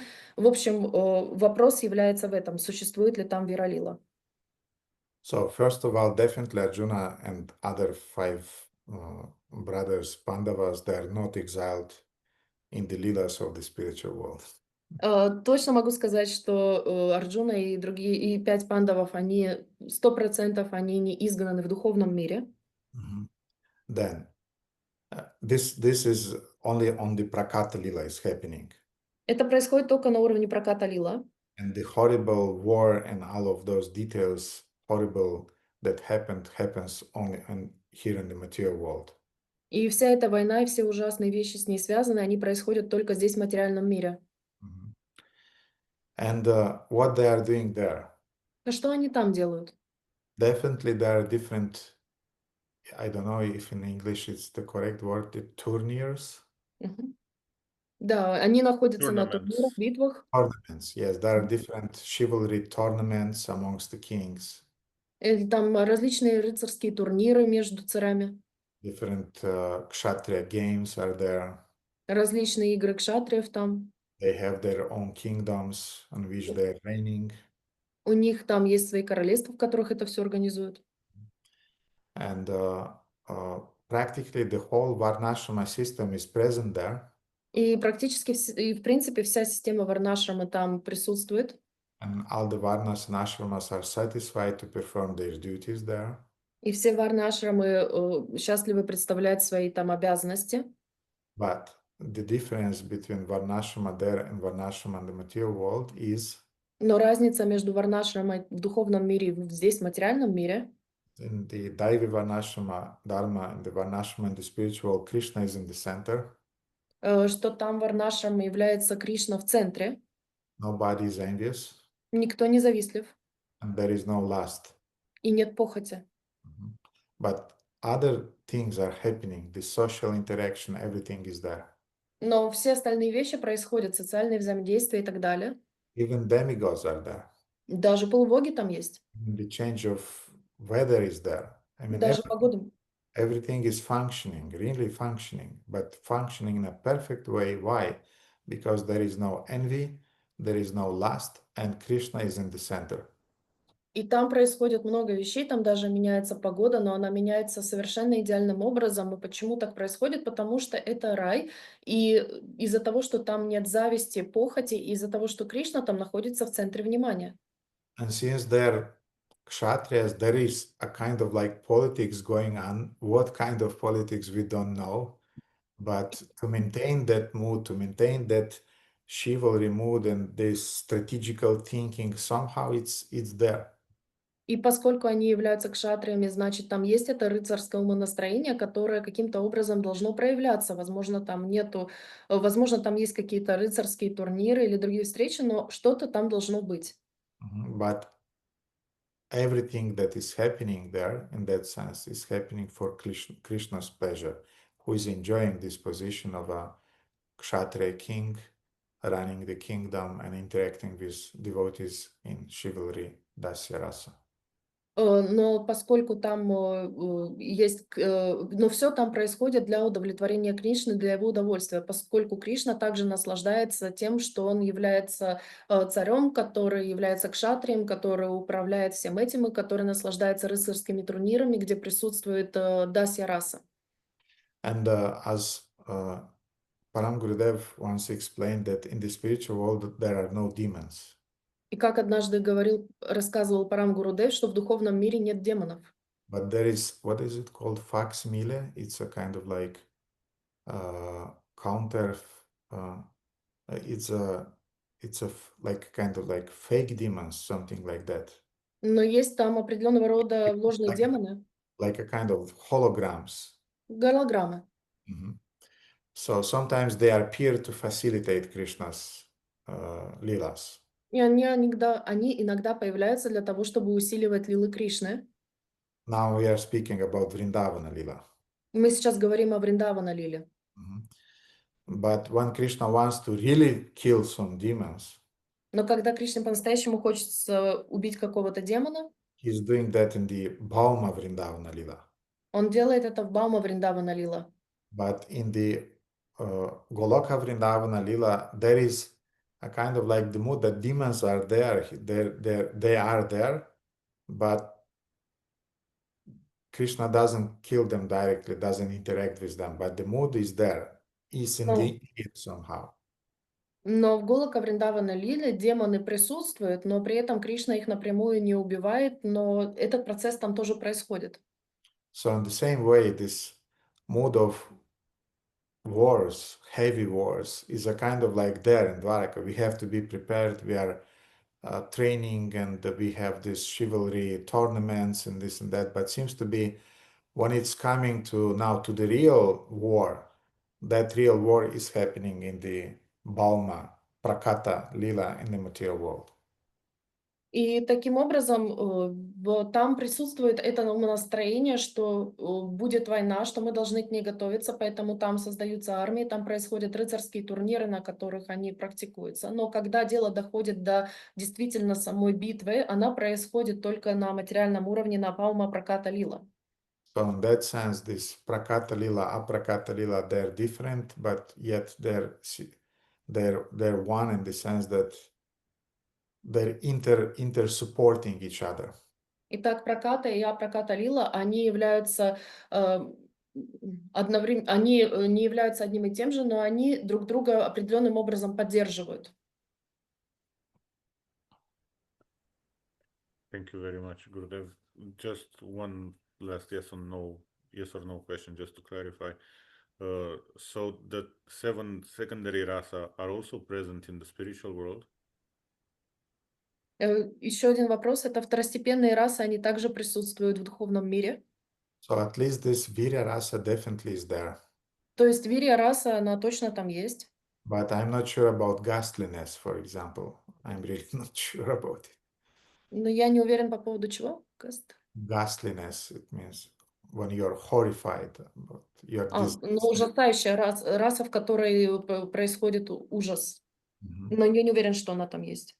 Therefore, it also can be a kind of like replica of it, or it can be present in some form, some degree, but the full manifestation is here in the Prakata Lila.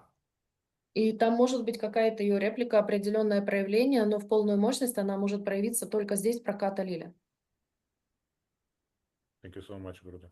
So the primary rasas definitely are all the secondary. They may be to some degree, but they become active here when the war is happening, and so on. Ну, первостепенные расы там 100% присутствуют, а второстепенные расы там присутствуют в определенной степени, которые проявляются полностью именно здесь, в Праката Лиле. Thank you so much. Okay, Виктор? Хари Кришна, дорогой Гурудев, примите мои поклоны, пожалуйста, вся слава Шриле Прабхупаде. Если позволите, вопрос возник по поводу лил Кришны тоже. Я вспомнил лилу про лесной пожар.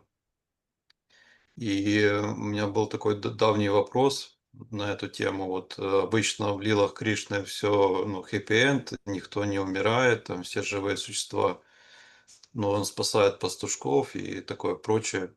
Но лесной пожар, это же, наверное, самая такая массовая, несет смерть живым существам, там, деревьям, траве, лисичкам, зайчикам. И, наверное, самая такая ужасная лила получается. И как такое может быть там в духовном мире, столько гибнет живых существ.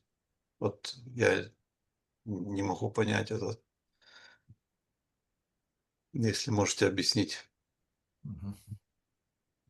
So the question is about Lila with woods on fire, because usually Lilas have a happy ending, especially when it comes to spiritual world, when everything nice and good. But in this Lila, it's sort of terrifying because actually a lot of living beings are suffering or even leave their body there, like trees and grass and foxes and rabbits. So I cannot grasp it, how it's possible to have this death to all these living beings in the spiritual world, if you can elaborate on that. I'm not sure that this lila of extinguishing the forest fire is there in the spiritual world, at least in that form that it was played here in the Prakata Lila. Я не уверен, что вот эта лила извлечение пожара в лесу, что она является, как здесь в Праката Лиле в материальном плане, она также проявляется и в духовном. So as we know, this fire lila, Krishna swallowed the forest fire. Как мы знаем, в этой лиле Кришна проглотил этот лесной пожар. He saved his devotees. И спас своих преданных. So in that sense, it was a happy end. То есть в этом смысле это все-таки был счастливый конец. But I'm not sure that this lila is present in the spiritual world, in the Goloka Vrajabhumi. Но я не уверен, что эта лила присутствует также в духовном мире, в Галока, в Раджабхуме. Or if it's present, there definitely no foxes and no mice are burnt alive. Definitely, it's not there. Но если это и происходит, то лисички и мышки точно не умирают там. Они не сожжены заживо. in the material world, when it happened around Krishna, anyway, if any living entity was burnt alive, it definitely was liberated. А в материальном мире, если какое-то живое существо и было сожжено заживо рядом с Кришной, оно стало освобожденным. So therefore, Victor, I never thought about it. I mean, during the 30 years, it's the first time I hear this question, and I'm not sure about it. Поэтому, Виктор, я в первый раз об этом задумался. За 30 лет я впервые получаю такого рода вопросы, и я действительно об этом задумался. But it's an interesting question, and I should investigate it. Но это интересный вопрос, я должен его изучить. So some leelas are there in the prakata and aprakata planes. И некоторые лилы, они находятся в праката и апраката планах. Some leelas are only in prakata, Некоторые только на уровне праката, and others are only in aprakata leelas. а некоторые только находятся на апраката. So now we have to find out if the swallowing of forest fire lila is there in the spiritual world. А теперь мы должны выяснить, является ли лила поглощение огня также в духовном мире, действительно. And if I doubt that it is there, but if it is there, I'm really interested to know in what form it is there. И я не уверен, что она там есть, я в этом сомневаюсь, но если она там есть, надо выяснить, в какой форме она там есть. For example, sometimes Krishna is really naughty. Например, иногда Кришна может быть по-настоящему непоседлив, безобразничать может. Mother Yashoda she's not doing child abuse, she's not beating Krishna. А мама Ишода, она не абьюзирует своего ребенка, она не бьет Кришну. But somehow she has to educate him. Но она как-то должна его учить. And then she's scaring him that if you'll not listen, then the how will come and will eat you alive. И она его пугает, что если ты не будешь слушаться, тогда придет... How means a kind of like monster will come and will eat you alive. Монстр? Monster. А, монстр, что придет монстр, и он тебя заживо съест. And Krishna is a kind of like smiling and mother, there are no monsters in Goloka Vrindavan. What you are talking about? А Кришна улыбается и говорит: мама, о чем ты говоришь? Нету монстров в Голока Вриндаване. But Mama Yashoda is insisting, if you are not listening, how will come and will eat you alive? Но мама Ишода настаивает, что если ты не будешь слушаться, то придет монстр и съест тебя. And one day Krishna was really naughty. И однажды Кришна по-настоящему безобразничал. And at some point he saw two monsters, I think it was, two monsters. And he ran to Mother Yashoda and embraced her and said, Mama, the house are there. И однажды Кришна действительно увидел двух монстров, он побежал к маме и сказал: мама, там два монстра. And Mother Yashoda said, there are no monsters in the spiritual world. What are you talking about? И мама Ишода сказала: нету монстров в духовном мире, о чем ты говоришь? But Yoga Maya projected those monsters in order to facilitate Krishna's pastimes. Но Йога Майя проявила этих монстров для того, чтобы усилить лилу Кришну. And it was like a hologram. It wasn't a living being there who has this enmity towards Krishna. It was like a hologram. It was like arranged play. Но это было как голограмма, как организованная игра, постановка, потому что в реальности их там не существовало, монстров, которые были настроены враждебно по отношению к Кришне. I'm telling this story because it's beautiful. Я вам говорю эту историю, потому что она красивая. And also because somehow things are working there. И потому что вещи каким-то образом там работают. So to demonstrate that somehow things are working there, but they're not working quite the same way as they are working in the Bauma, Prakata Lila in the material world. И для того, чтобы показать, что вещи там работают, но они не работают так же, как в Бхаума Праката Лила в материальном мире. So na Prakata Lila things are happening, but a little bit in a different way. И в Апраката Лила вещи происходят, но по-другому. And some elements are there, some are not there. И некоторые элементы там присутствуют, а некоторые нет.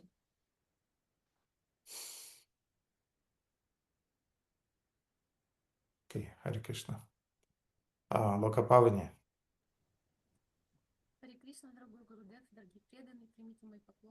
Говорите погромче, Локапамани, вас не слышно. А сейчас слышно? Да-да. Я хотела спросить по поводу вирья-расы. Вот чтобы проявить настоящую вирья-расу, Кришна спускается в материальный мир. И сюда напрашивается такой вывод, что материальный мир в большей степени создан для того, чтобы Кришна проводил свои игры и проявлял свою вирья-расу. То есть, если бы не было материального мира, где бы он проявлял эту расу? А мы тут, обусловлены, вечно обусловлены, должен же кто-то в этом материальном мире жить. Мы тут антуражем, что ли, какое-то такое вот развитие мое настроение такое Мы не тут очень хорошее. прислуживаем, да, чуть-чуть. И под раздачу попадаем еще и страдаем. Да, вот такое настроение, что кто-то вечно освобожденный, Пытается. им ничего не нужно делать, да, они так, такие по природе. А мы вот попали, да, где-то мы пропустили свою очередь или что-то такое. Спасибо. Извините за такое настроение. Я все понимаю. The question is about Vira Rasa. So practically, in our material world was created so Krishna could descend and manifest his Virya Rasa, and if it would not exist, then Krishna would not have place to manifest that. From out of this, logically comes the conclusion that we are actually here like a big stage, like some servants who are serving, who are suffering, and that we. Our presence is not meaningless, but close to that. So can you please wash out this state of mine, because practically our presence is not needed. First of all, it's true what you are saying. Прежде всего, это истина, то, что ты говоришь. Bhaktivinoda Thakur is admitting that in Jaiva Dharma. Но никто это не признает в Дайва-дарме. Нет, Bhaktivinoda Thakur. Бхактивинод Thakур не признает это в Джайва-дхарме. Bhaktivinoda Thakur признает это в Jaiva Dharma. Bhaktivinoda Thakur is accepting that in Jaiva Dharma. And he's saying that yes, the living entities in the material world, they're serving Krishna's purpose, but they're doing it unconsciously. Что да, живые существа служат для целей Кришны в этом мире, но они делают это бессознательно. And in a way, they are taking part in the Srishti Lila, or the Lila of creation of the material world, but they are doing it in an unconscious way. И они участвуют в этой Сришти Лила создании материального мира, но они делают это неосознанно. And then the Jaiva Dharma is raising a question then, does it mean that Krishna is exploiting the jivas for his own enjoyment? И тогда возникает вопрос, Джавадхарме поднимается, что Кришна эксплуатирует дживы, живые души для своего собственного наслаждения. And the answer is that not. He is not exploiting. И ответ нет, он их не эксплуатирует. Because it was the conscious choice of the jivas to come to this material world. Потому что это был осознанный выбор джив прийти в этот материальный мир. And you came to a prison, and in the prison there are some laws. Ты попал в тюрьме есть некоторые законы. In the prison there are some work to do. В тюрьме нужно делать определенную работу. You cannot blame the chief of the prison that he's exploiting the inmates of the prison. Вот вы не можете обвинять начальника тюрьмы в том, что он эксплуатирует заключенных в тюрьме. You came to the prison. Ты в тюрьму попал. Therefore, there are now laws, you have to follow them. Поэтому там есть законы, и ты должен им следовать. So you have to do a better choice now. Теперь тебе нужно сделать более правильный выбор. Because we would always participate in Krishna's lila. Потому что мы всегда будем участвовать в лилах Кришны. It will be either the material lilas or the lilas of in the frame of the material world. We will support that lila in the material world, but we will not be conscious of it. Это будут либо лилы в материальном мире, в которых мы будем участвовать и которые мы будем поддерживать, но мы будем делать это неосознанным образом. And we will suffer. И будем страдать. Or we would consciously choose to take part in the Krishna lila in the spiritual world, and we will enjoy it also along with Krishna. Или мы сознательно делаем выбор участвовать в духовных лилах Кришны, и мы будем наслаждаться там вместе с Кришной. And then another question that is raised in this discussion: И еще один вопрос, который поднимается в этом обсуждении. what is the suffering? Что является страданием? Because the temporary suffering that our mind and our bodies is experimenting in the material world from the spiritual point of view is not really suffering. Потому что то страдание, которое мы испытываем в материальном мире от своего ума и от своего тела, в духовном мире даже не является страданием, не воспринимается как таковое. But then in this discussion between guru and disciple that is described in Jaiva Dharma, where these questions is raised, Но потом в этой Джайва-дхарме, в книге, в которой происходит диалог между гуру и учеником, поднимается этот вопрос. then in the end the disciple still he is not satisfied with the answers that his Guru Maharaj is giving. В итоге ученик все равно недоволен ответами, которые ему дает Гуру Махарадж. And then finally the spiritual master is just saying И в конце духовный учитель просто говорит, that look, you just have to accept that Krishna is the supreme enjoyer and you are his part and parcel. ты должен просто понять, что Кришна является великим наслаждающимся, а ты являешься его Неотъемлемой частичкой. частичкой. The moment you accept that, В тот момент, когда ты это принял, from that moment starts your spiritual life. с того момента начинается твоя духовная жизнь. The moment you oppose that, В тот момент, когда ты этому сопротивляешься, you still continue your material life. ты все равно продолжаешь свою материальную жизнь. Therefore, Lokapavni, it will take for us some time to realize this truth to full degree. Поэтому Локапавани у нас займет какое-то время для того, чтобы осознать эту истину в полной мере. Now we partially already understood and we agreed to it partially. Сейчас мы в какой-то степени эту истину поняли, в какой-то степени с ней согласны. And we are allowing Krishna to some degree that, okay, you can enjoy it. И мы в какой-то степени позволяем Кришне, хорошо, можешь этим наслаждаться. You can enjoy it with the gopis, okay. Ты можешь наслаждаться там с гопи, хорошо. You can enjoy with the cowherd boys in the spiritual world. Наслаждаться с пастушками в духовном мире.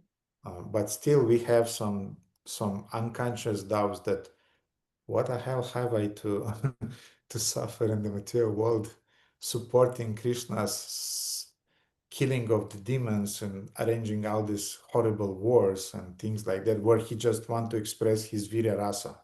Но все равно у нас будет проявляться это сомнение, в котором будем думать, какого рожна мы должны здесь страдать в материальном мире, пока Кришна борется с демонами, делает все эти огромные битвы и проявляет свою вирья-расу. But let's not forget one thing.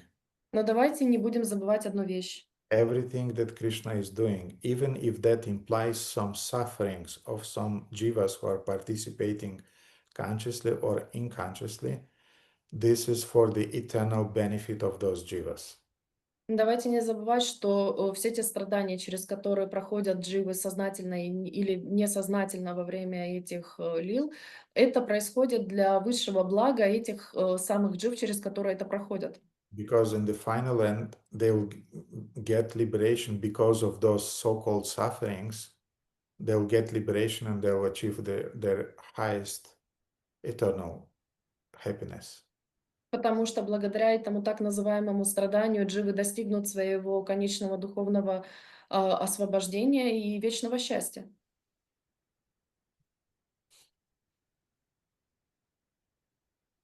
Что-то еще по этому поводу, Локапавни?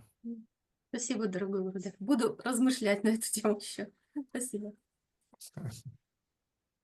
Окей. Аруна Говинда?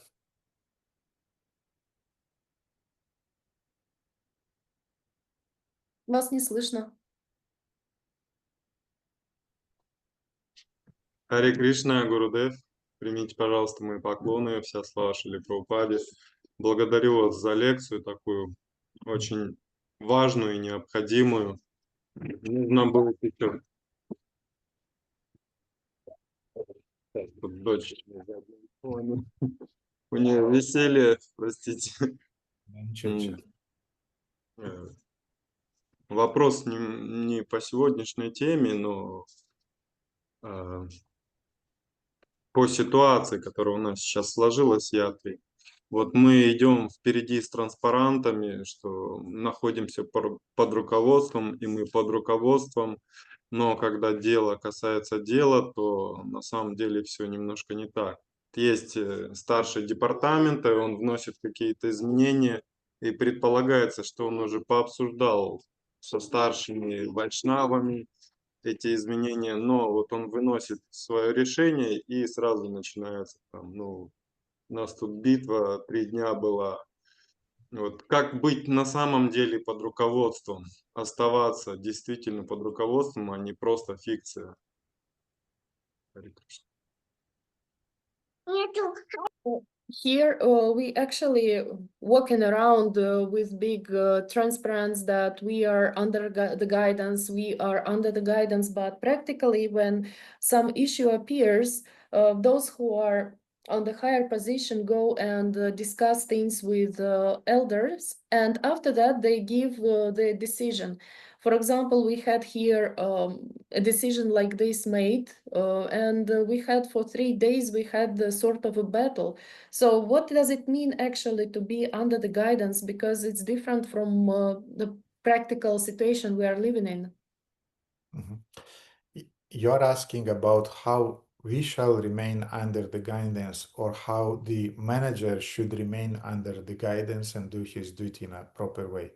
Ты спрашиваешь сейчас о том, как тебе находиться под руководством, или как менеджеру должен находиться под руководством вышестоящего и исполнять свои обязанности правильно? Какой вопрос? Как мне оставаться под руководством? How should I be under the guidance? So far as the manager is telling you to do the things that are not contradicting Guru, Sadhu and Shastras, and those instructions are meant to give benefit to the whole community, you are following that instruction. До тех пор, пока менеджер дает тебе наставления, которые не противоречат гуру, садха и шастрам, и они выполняются, эти наставления, на благо всей общины, ты должен этому следовать руководству. And different managers, they have different styles, different approaches, different natures. И у различных менеджеров есть свой подход, свои способы, свои методы. But so far as they are acting in the frame of Guru, Sadhu and Shastras, and are involving you also to serve according to Guru, Sadhu and Shastras without breaking any regulative principles or breaking some moral principles, then you just follow. Но если они действуют в рамках Гуру Сада и Шастры, и они тебя вовлекают в служение в рамках Гуру Сада и Шастра, при этом не нарушая 4 регулирующих принципов и не приступая какие-то моральные важные принципы, ты просто должен им следовать. And so this is the general answer. Это общий ответ. But because the question also was general. Потому что вопрос также был общим. Maybe you would like to ask some more specific, to offer some more specific details, and then I'll be able to give a more specific answer. Если ты захочешь дать какие-то подробности или детали, то я смогу тебе дать более подробный и детальный ответ. Давайте, я с радостью. У нас в Краснодаре алтарь находится, сейчас покажу, как у нас, не знаю, будет ли видно. Прям сверху стоит Авадхута Чандра Гаурангарой, а снизу Йоган Рисимхадев и Прохлад Махарадж. И вот руководство приняло то, что это неправильно. Ну вот сверху Гауранга, снизу Нрисимхадев. И Нрисимхадев очень низко на самом деле. Где-то, если прихожане, как приходишь, он где-то на уровне пупа. И вот провели беседу с Вишнурату Прабху и еще тут местными. Кто по югу отвечает за Арчину. то, что нужно переделать алтарь. И сразу началось просто там, ну, целая битва. Кто-то за, кто-то против. Хотя старший Пуджари, он же в лице сейчас президента храма, он уже со всеми пообщался, все выяснил. Но начали вот у каждого свое мнение. Ну и проявилось такое неуважение к старшим во всех там аспектах. И вот такая ситуация. So here in Krasnodar we have issue with an altar because when, as you could see on the picture, first it was Gauranga and then lower it was Narasimhadev with Prahlad Maharaj. And when people were coming, Narasimhadev was at the level of the navel, and they had discussions about that. And Pujari, the main Pujari, who is also the president of the temple, already decided, explained, talked with every devotee, but still people have different opinions, different understandings, and in this situation, the whole aspects of disrespect towards elders were manifested, and this was the situation. I really feel sorry for that situation. Мне действительно очень жаль, что такая ситуация происходит. So it's like you have an orchestra, Это как если бы у вас был оркестр, and then there is this, как сказать, дирижер по-английски, Кришна Канта. Is the master, Baladeva. Conductor. Conductor, yes. And we have the conductor who is showing how to play, what dynamic to keep, and so on. и у нас есть дирижер, который заправляет этим оркестром, говорит, кому в какое время выступать и так далее. And some drum player or some trombone player is saying, no, I want to play my own music. И потом барабанщик или тромбонист внезапно говорят, нет, я хочу играть свою собственную музыку. Obviously, you're not a professional, and it's not your place in the orchestra then. Конечно, это означает, что вы не являетесь профессионалом и не место вам в оркестре. Therefore, yeah, it's sad. It's sad. Да, это грустно, грустно. Especially when Vishnurata Prabhu already expressed his own opinion on that.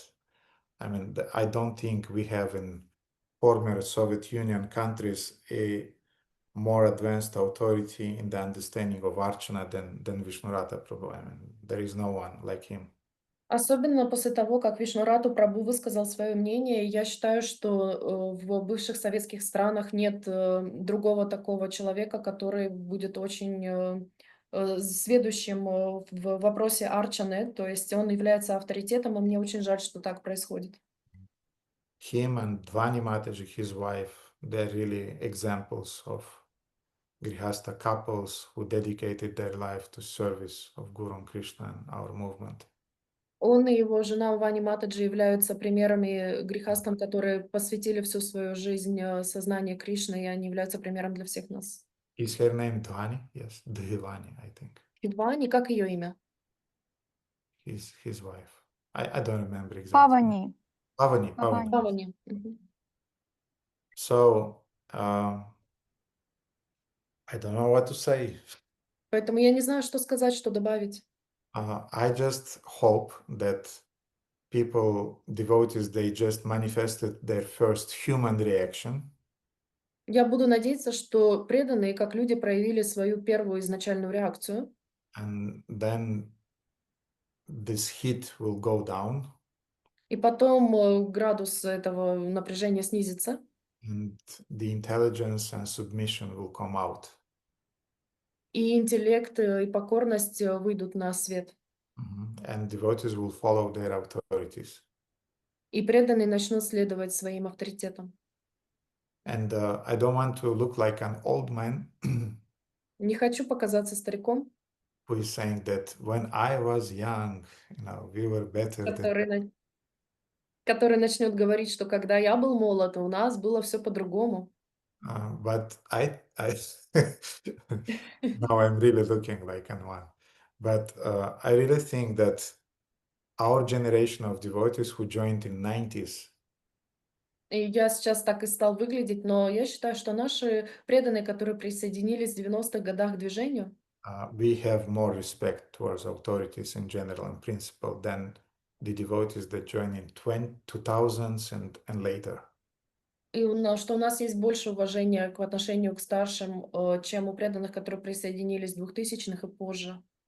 We kind of like still got a little bit of the mood that was in Prabhupada's time. We were closer a little bit. Мы все еще застали то умонастроение, которое было во времена Шрилы Прабхупады, мы были к нему ближе. Mhm. But two things happened. Но произошло две вещи. Senior devotees, they sometimes discredited themselves by their wrong behavior. Старшие преданные иногда дискредитировали себя из-за своего неподобающего поведения. And the modern generation of young people, they in principle are trained not to accept any authority. И молодое поколение молодых людей, оно в принципе натренировано обществом, чтобы не воспринимать никаких авторитетов.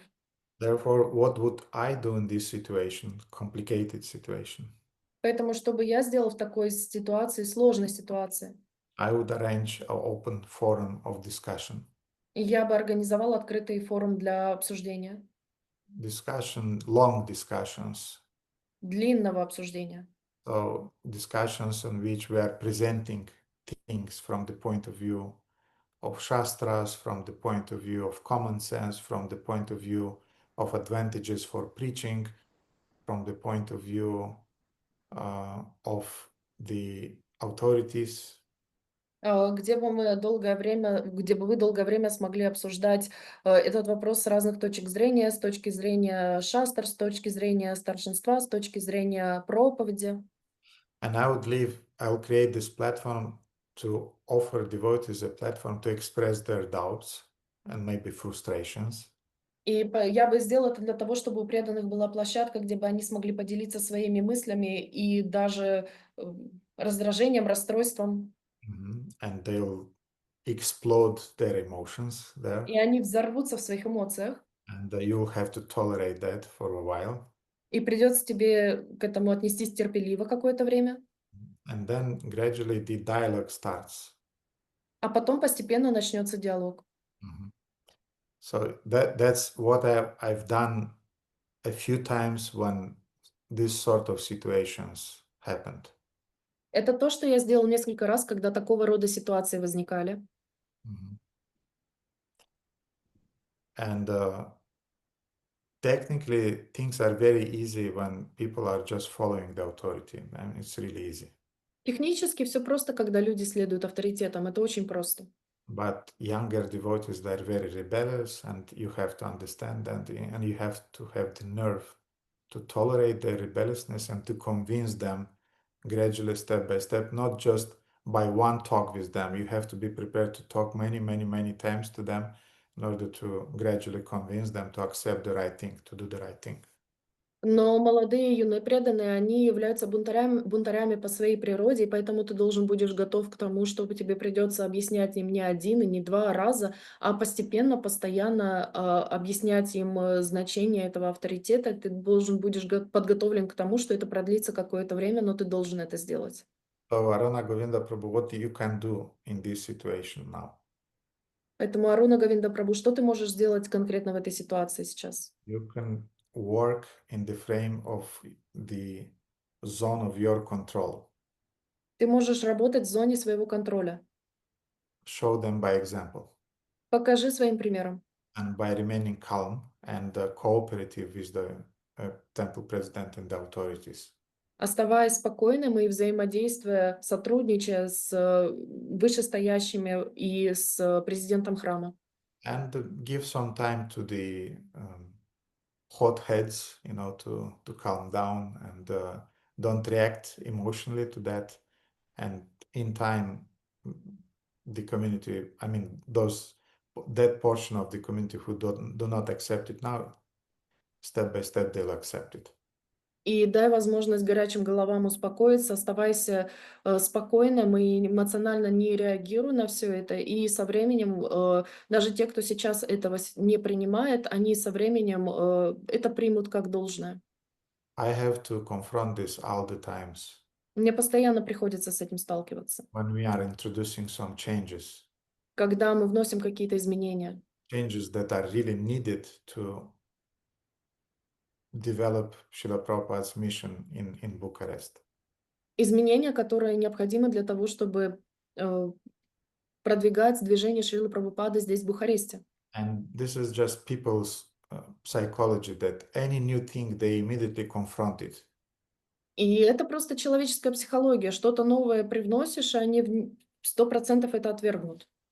You go on speaking about it, Ты будешь говорить об этом, they still confront it, они все еще это отрицают, then in time they accept it, потом со временем принимают это, and then later they're saying that this actually was their idea. а потом позже они скажут, что это вообще была их идея. And you should be happy because, okay, you achieved your goal. И ты должен быть счастлив, потому что ты достиг своей цели. So be tolerant and show by your example and your submission and cooperation with the authorities, and this mood will be imbibed by others. Поэтому будь толерантным, терпеливым, смиренным, показывай своим примером свои взаимоотношения с вышестоящими, с президентом, как ты с ними сотрудничаешь, и тогда это твое умонастроение перейдет и будет впитано теми, кто сейчас не согласен. Харе Кришна, благодарю за такой прекрасный ответ. Okay, the devotees, we have to finish. It's late. Хорошо, дорогие преданные, нам надо заканчивать, уже поздно. I'll show you the deities. Покажу вам божеств. Finish.